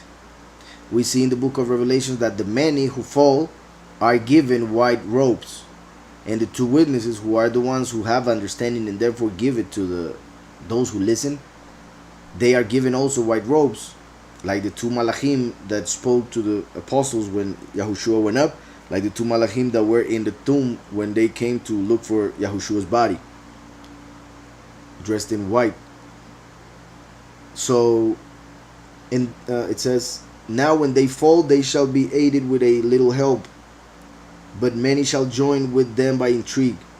Like there were some who joined, for instance, Israel when they were coming out of Egypt, and they became actually a bad thing for the people because they turned them against Yahweh and Moshe. And some of those of understanding shall fall, like the two witnesses, to refine them, to purify them, and to make them white, and like the many, until the time of the end, because it is still for the appointed time. Because it is still for the appointed time. Ki'od lamoed, once again. Then the king shall do according to his own will. What I was saying, mentioned once again. The king shall do according to his own will, like it happened with Alexander the Great and Antiochus III. Now it's happening with Antiochus IV as a representation of the beast. Then the king shall do according to his own will. He shall exalt and magnify himself above every Elohim. Let me see. 36. And he will do according to his own will. The king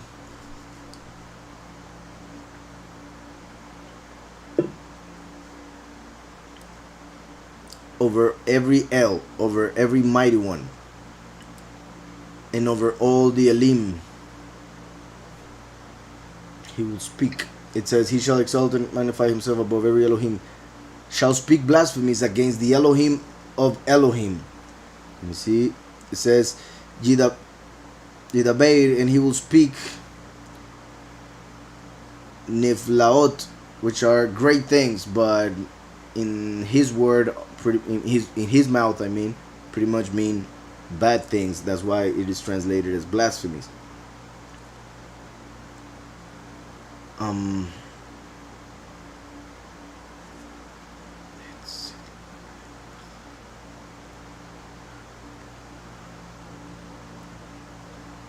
So, let me see. Shall speak blasphemies against the mighty one of mighty ones, and shall prosper till the wrath has been accomplished. And shall prosper, that's why he's given 42 months, till the wrath has been accomplished. The wrath of Yahweh will be accomplished when it comes to the earth during the last 3.5 years. So that's why he will remain with power until Yahweh fulfills his wrath on the earth and then on him. For what has been determined shall be done. He shall regard, this is important, he shall regard neither the mighty one of his fathers, nor the desire of women, nor regard any Elohim, for he shall exalt himself above them all. A very important verse, I repeat. I'll go part by part. He shall regard neither the Elohim of his fathers. So it can be seen in different ways as one person who will not follow the Elohim, which is the obvious part, the Elohim whom his fathers taught him. Yet it can also be seen as the fact that he would have part of Israel, yet he would not worship Yahweh. He would worship the entity that those who rejected Messiah have been worshiping. That's pretty much the point. He doesn't worship the true Elohim, that of our father Abraham. He worships the one who took in today's society that role, like the Elohim of this world. So it says, he shall regard neither the Elohim of his fathers.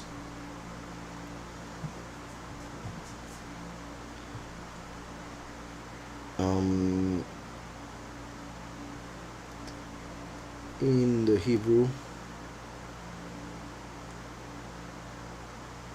and over the Elohe of his fathers he won't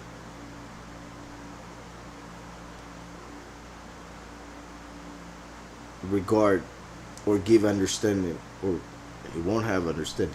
Then he says, nor the desire of women. The desire of women can be interpreted in several ways. One can be the regular homosexual ways of nowadays.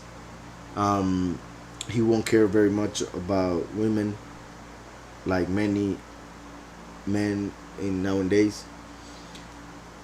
But in the spiritual sense of what that meant in the Hebrew cultural sense would be the fact that back in the day, since Yahweh said that he would send Mashiach through a woman, then women were hoping, expecting to give birth to Mashiach. So the love of women was the hope for Mashiach to come through them. So when it comes to a man not having the love of a woman, is like the fact that he won't have the expectation for Mashiach, because he himself will claim to be and will put one to fool the other people who are expecting, for instance, Jesus. So the fact that he has not the desire of women is the fact that he won't be expecting a Messiah, because he will want that role, is because he most likely will be homosexual, even though like many people, many homosexual guys do nowadays. They do have a wife to act like they are straight so that they receive the acceptance of the people. So that just to know how it would be um, in his heart, in his mind. But the most important part is the fact that he wouldn't be expecting Mashiach. Like the woman is the bride, the wife of Mashiach. So the woman is waiting for Mashiach to come. So back in the day, women wanted to give birth to Mashiach, but now the woman represents the congregation who is expecting Mashiach to come to take her as wife. So the fact that he does not have the desire of women means that he is not expecting for Mashiach. He does not want Mashiach. He wants the role of Mashiach. Then it says, nor regard any Elohim, for he shall exalt himself above them all. That's why the beast is the representation of Samael. Samael was the one who thought to be the only one and the one who was above all the angels, because they came from him. That's why the angels were called Bnei Elohim. So the fact that the beast will do this is to show that it is the manifestation of Samael as a human. For what has been determined shall be done. No, I already said that. For he shall exalt himself above them all. But in their place, and that also happened with Nimrod. So that's why Nimrod is a representation of the beast. But in their place, this is important, but in their place he shall honor the Elohim of fortresses. But in their place he shall honor a Elohim of fortresses, a mighty one of fortresses. So instead of the Elohim that the world commonly worships, with the names that they worship and all of that, he will worship one which is different, called a God of fortresses. Some connect this with Allah. Some say that this would be Allah, so that he would have an inclination to Islam. But for instance, there is a book which is I believe is very important, one of the Gnostic books which they took out of scriptures, or that should be in scriptures, in which we read about Samael. When Samael was taken out, Hillel was put on the right and given authority. When Samael claimed to be the only one, he was taken out, put on the left, and on the right was Hillel, and he was given a light. That's when he started being called Hillel. But when he was given authority, he became the mighty one of fortresses, according to a book of the Gnostic books, which is not within the books of the scriptures. So it's interesting that it is the same name that appears here. So this name only appears this time in the entire scriptures, only once. Yet it is the same name that is used in another writing, the Gnostic books, as a name that was given to Hillel, Lucifer, a name that was given to Lucifer. As I have said, Allah is pretty much Lucifer, even though it has some connections with Samael, because it depends on the doctrine. And even in Islam and Judaism, there are many different doctrines, just like in Christianity. So as we see in Revelation 13, the beast, the world leader, even though it is the representation of Samael in the sense of what each Satan did and why they fell, the beast, who is has the mouth of a lion, speaks like the dragon, because it is the dragon that gives the beast power, according to Revelation 13, to both the first and the second. So it will be the Elohim of this world, it will be Lucifer, Hillel, who will be given power to the beast. Yet his manifestation will be just like Samael when he fell. So Samael was pretty much like a shadow of what the beast will be. Hope that's understood. Even though the beast will receive power from the dragon Hillel. That's why it says here that he acts like Samael by putting himself above all Elohim. Yet he honors the Elohim of fortresses. But in their place he shall honor a God of fortresses. That's verse 38.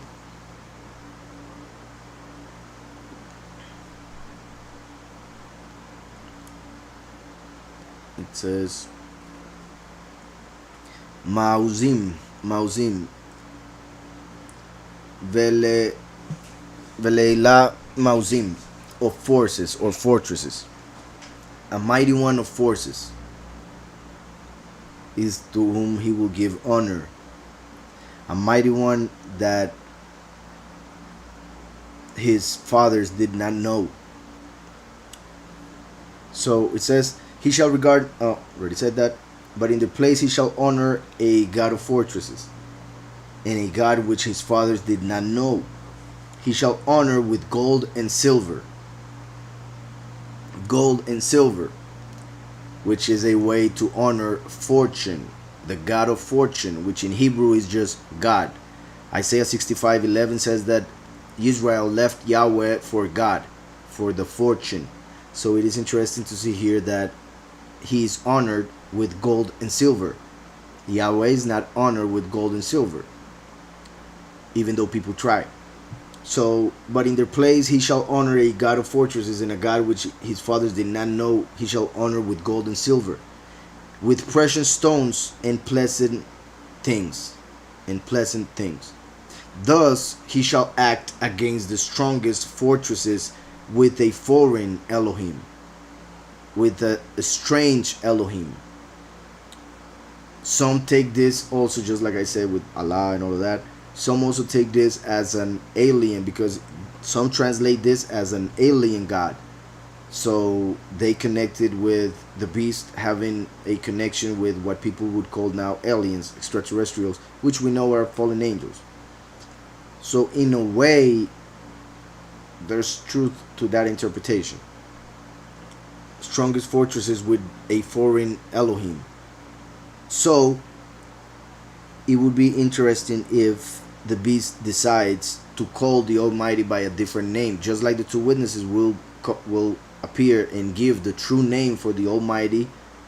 It would be interesting if the beast comes up with a different name or a different title than most people use, just to make a difference between the one that people think they worship and the one that the beast worships. However, we need to understand that Mashiach was speaking to Daniel way back in the day, about 500 years before he came in the flesh. So the people of Daniel were the people of Yahweh. That's why he's saying that he will worship one whom the fathers did not know or did not worship. Also, the fact that it says, thus he shall act against the strongest fortresses with a foreign Elohim, foreign mighty one, could have already been fulfilled by the time Mashiach came, when Mashiach told in John 8 the Pharisees that they were sons of Satan. That's why they were worshiping Satan, which was actually a foreign God, an strange Elohim, because that's not Yahweh, the one of Israel. Just want to make that clear. So my point is that even if he appears just claiming God, God is a foreign Elohim. That's why we don't claim him. That's why we don't call on God. We don't call on the Lord, because that is foreign from Israel. We are the people of Yahweh, the Almighty, Sovereign, King, Shaddai. So the fact that they worship another, even though they claim is the same in the scriptures, is already fulfilled. Hope that's clear. So thus he shall act against the strongest fortresses with a foreign Elohim, which he shall acknowledge.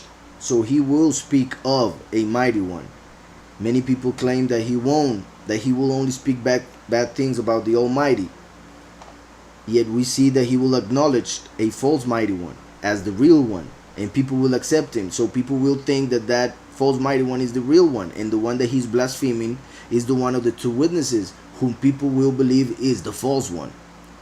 Hope you're following.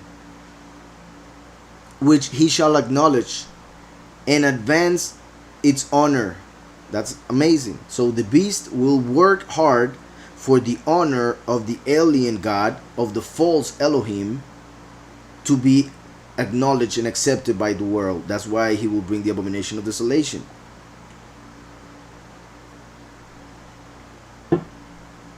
Also, it's interesting that it's foreign, because if you see Jesus, he is not Israelite. He's an European, at least. So he's foreign. He's not an Israelite.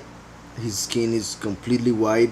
His eyes are blue or green depending on the image that you see, but they're never dark though.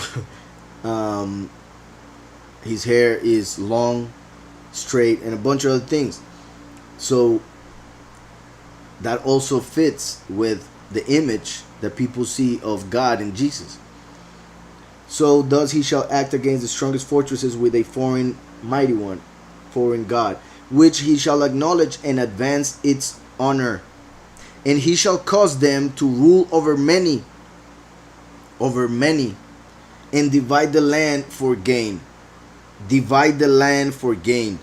This is important and amazing because in the Abraham Accord that they are doing right now, the land is going to be divided. At the end, they're going to divide it one way or another, and that will bring destruction. As Yahushua said, division brings the fall.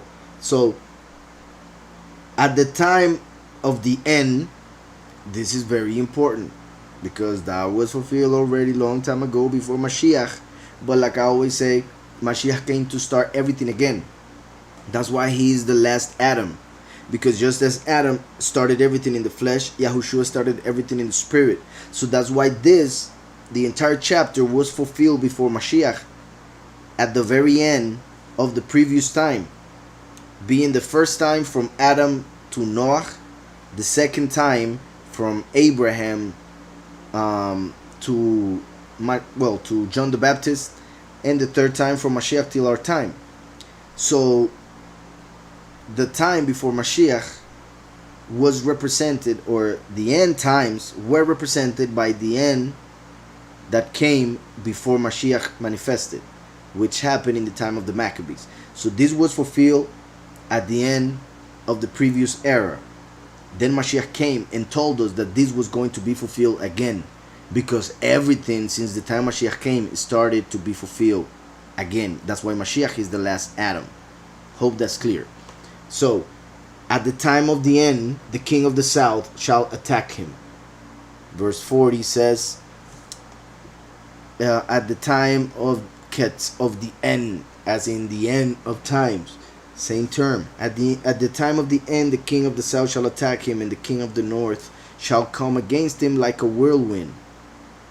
A whirlwind, like many that have been happening nowadays and making a lot of destruction, which are part of the signs that Mashiach said that would happen in nature for the birth pains.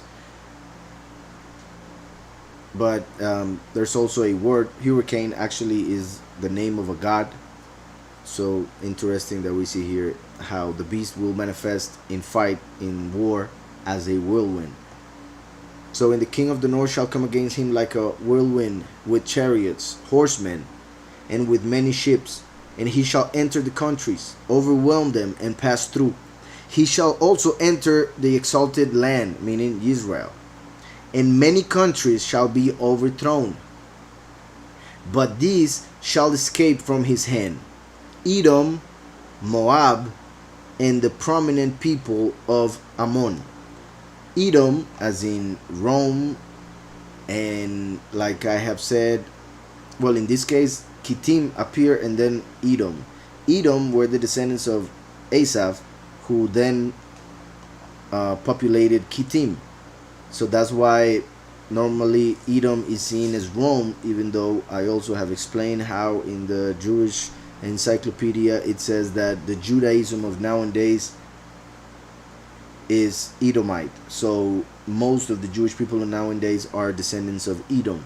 So that is why when the beast gets to rule, he will forgive Edom, Moab, and Ammon. Edom, as the synagogue of Satan, who claim they are Yahudim but they are not, as Revelation 2:9 and Revelation 3:9 says. And also the ones that will be used from the great whore of Babylon to take over the world. Moab, normally I always mention Moab is called, or the name means of the father. Yahushua told him, you are of your father Satan. So that's also connected with the false Yahudim. So one could say Edom and Moab as the Romans and the false Yahudim and the prominent people of Ammon. Edom, Moab, and Ammon, three nations who are close to Israel, but they were enemies, even though they were family. Moab and Ammon are connected. Well, Edom is connected with Samael, Moab is connected with Lucifer, and Ammon is connected with Azazel. So it's interesting that those three nations are the one mentioned here as the one who escape from the beast. Not escaping as in the chosen few who will escape from this world through the hand of Yahweh, but those who won't be killed by the beast is interesting, that are those whose names pretty much represent those who worship Satan.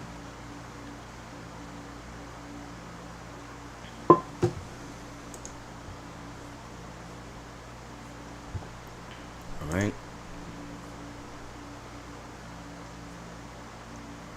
So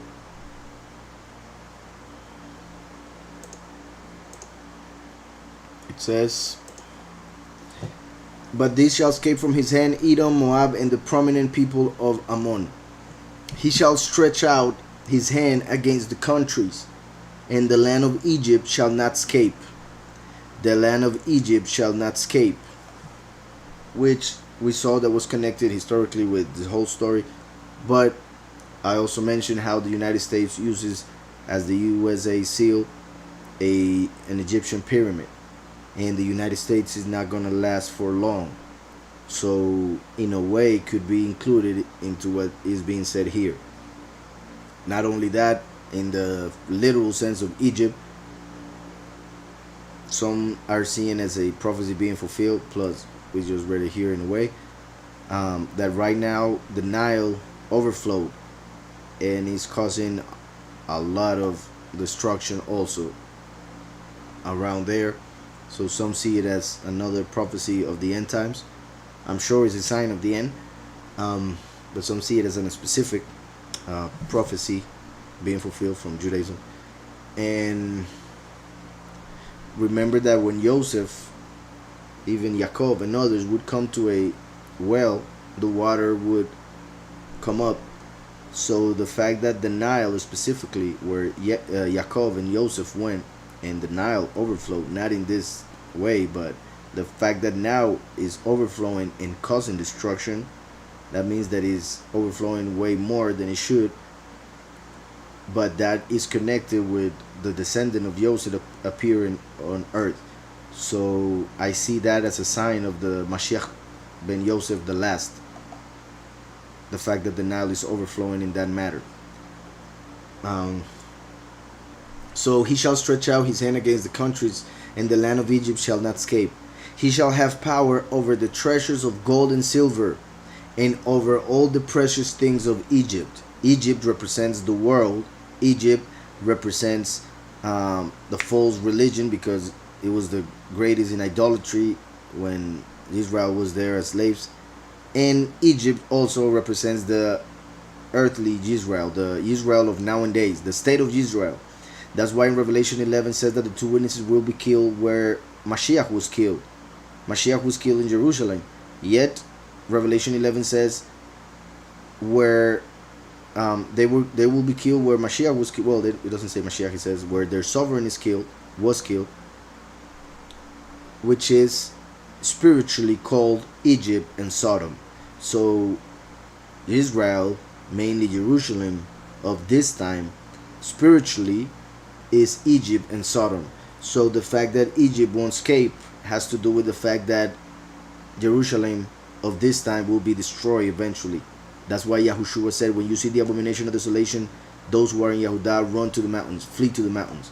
That is in one, but as I always explain, then Yahushua is also quoted saying to flee to the mountains to all, not only those in Yehudah, but those in the physical Yehudah, in that geographical area, should run first, because that's where the destruction will begin. So he shall have power over the treasures of gold and silver, and over all the precious things of Egypt. Also the Libyans and the Ethiopians shall follow at his heels. The Ethiopians, that's the Kushim. Kush was the people, hence the Nimrod came. So Nimrod came from the Kushim. That's why here the Kushim or Ethiopians are mentioned as some who will follow, because they were, in this case I'm not mentioning the Ethiopians of nowadays, I mean the Kushim of back in the day. They were of the descendants, well, and some Ethiopians of nowadays, of course, the descendants of Cam, which was one of the three children of Noah. So the fact that they would follow the beast is also interesting, at least in the spiritual sense. They represent those who rebel against Yahweh. Then he says, but news from the east and the north shall trouble him. But news from the east and the north shall trouble him. Therefore he shall go out with great fury to destroy and annihilate many. Once again, the many being annihilated. There have been many examples in this whole chapter regarding that moment, from different moments in history, but representing how at the end he will destroy the many. But news from the east and the north shall trouble him. Therefore he shall go out with great fury to destroy and annihilate many. And he shall plant the tents of his palace between the seas and the exalted set apart mountain. Just like the beast will try to rule from the set apart mountain, like Lucifer said he would, like he wanted in Isaiah 14. And he shall plant the tents of his palace between the seas and the exalted set apart mountain. Yet he shall come to his end, and no one will help him. He is the one who is trying to take over the world, to take over the kingdom that belongs to Yahweh, which he is going to give to his Mashiach. Yahweh says that he comes from Bosra, from Edom, and there will be none to help him, so he will be saved by his own arm. In contrast, we see how the beast, he shall come to his end and no one will help him.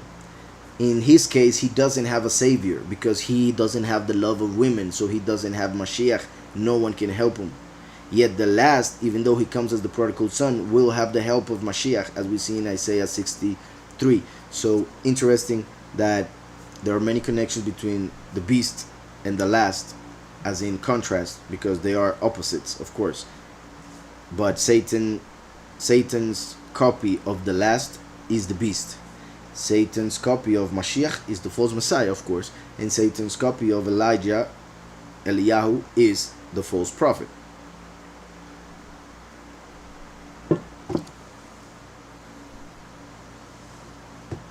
I understood that the person who created the peace pact had something to do with the Antichrist.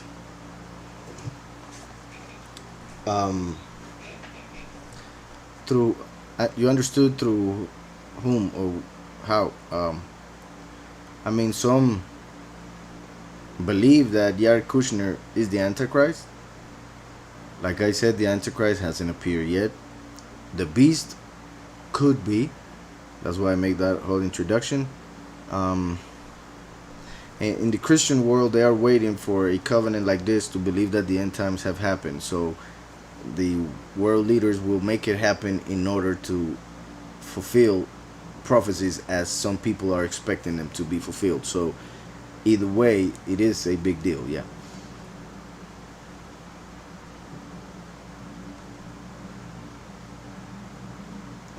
Seleucus, my bad cousin. That's funny.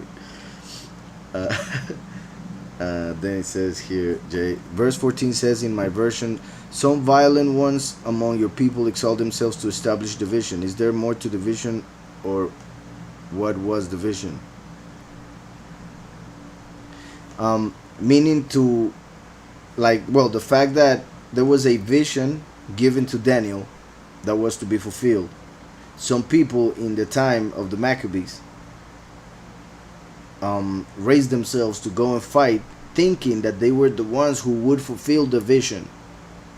But even their role falling in the war was a fulfillment of the vision.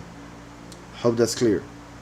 They thought that they were the ones who were going to be used to destroy the Greek Empire, but they were not, because the time had not come. yet they were killed, and that was fulfilled by that verse 11.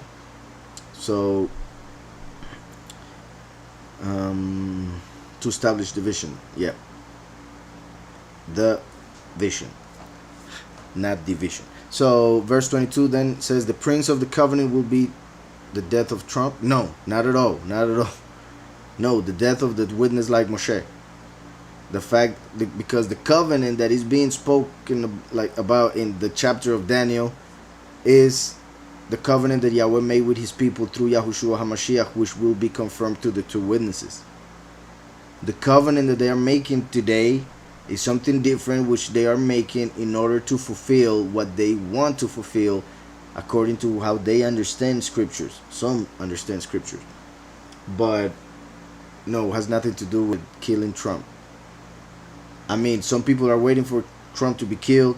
It is possible because of certain things like predictive programming that they do in shows and cartoons like The Simpsons and stuff like that. So it is possible that they could kill Trump, but that wouldn't be the actual fulfillment of this verse.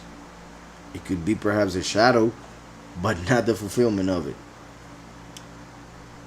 What it could be is them trying to fulfill the way they see that chapter. That's another deal. So then it says, I'm saying this because Trump did the peace treaty and there are things that say Trump will be killed. Yeah, I understand that. Like I said, it is possible that he will be killed, but it wouldn't be the actual fulfillment of it, because the covenant that he's talking about, scriptures, is the Torah. In verse 44, what are the news that will scare him? The fact that a bunch of people are coming against him, but let me check it out again. Verse 44.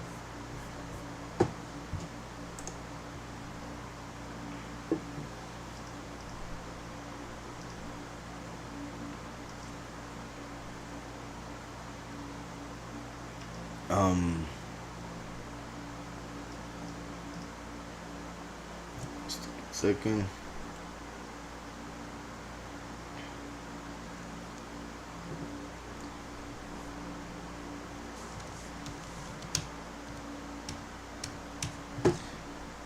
$44, you said, right?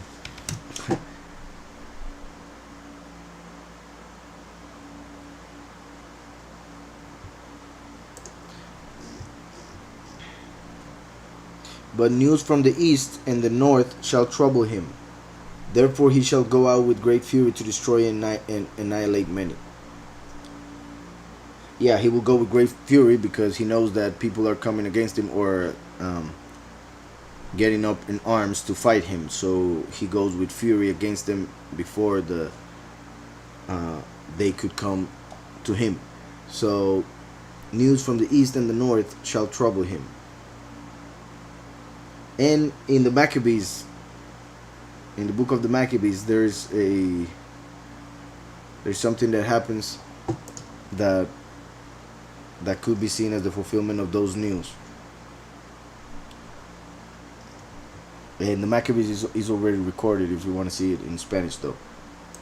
In the 37, where it says that he will honor an different Elohim, it is interesting that it says, well, in 37 it says Ve'al Elohei, but Al in the first letter of Elohei could be united to say Allah. Then in verse 38 it says Ve'elah Mauzim, and a mighty one of fortresses. But that could be pronounced also Vele Allah Mauzim, or in Allah of fortresses. So one could even put the name Allah there, like I said, as some people believe that he will use the Islamic forces to destroy many. And yeah, just regarding that verse 44 which you asked about, I'm just going to read Isaiah 37:7. Surely I will send a spirit upon him, and he shall hear a rumor, and return to his own land, and I will cause him to fall by sword in his own land. So that is the fulfillment of this verse. When he hears a rumor, news regarding something that will be happening against him, against his power in the land, so he will go with fury, but he will actually fall in that time, like he did in the time of the Maccabees. So I repeat the verse: surely I will send a spirit upon him, and he shall hear a rumor, and return to his own land, and I will cause him to fall by the sword in his own land. That's when Yahweh saved the king Hezekiah from Sennacherib, which was the king of Ashur, the Assyrian, which is also a representation of the beast. No more questions, so let's end it here. So I'll see you guys next week or tomorrow, those who follow the radio show. Yahweh bless you and see you soon. Oh, one question. Let me see. Haggai 1:14. How is the name of Yahushua written? I was actually going to see that and I forgot to do it. Thank you. Let me see. Haggai 1:14.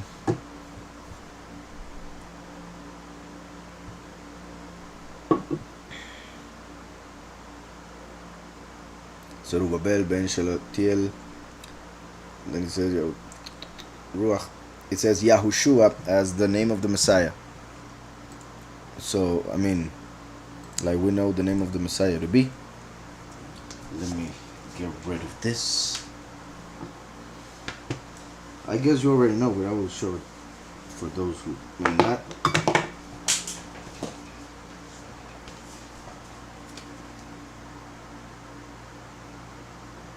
Remember that this man had the name Yeshua, yet Yahweh changed it to Yahushua to show in him the representation of Mashiach, or the fact that the name of Mashiach would be this, Yahushua. That's how it appears. So now we'll read the rest of the question. How is the name of Yahushua written? I see it in the concordance. It is Yahushua, but I also see that it is written Yahushua. Is this a mistake? No, the problem is with the concordance. The concordance, if you are reading the strong concordance, they don't have every single word as it appears in the text.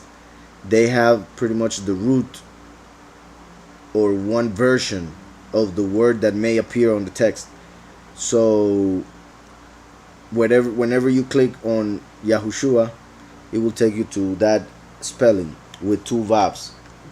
So in the scriptures, in that verse is written this way. Actually, the name with two vowels in the entire scripture only appears twice, and it represents the second coming. That's why two vowels, as in two men, first and last. So this represents the first coming. So most of the time, when it comes to the name Yahushua, this is how it appears. So the concordance has with two vowels, just to make sure one can pronounce correctly the name Yahushua. That's why the concordance chose, among other things, I guess, to put the one with two vowels. But if we go straight to the scripture, in that part, in that verse, is with one vowel. And yeah, both are pronounced the same, just in case. But if we wanted to be technical, the one that appears there is just with one vowel. Then he says, okay, that was it. So yeah, let's close and already pray. So may Yahweh bless you guys and see you soon. And Mao, let me know. Bless you.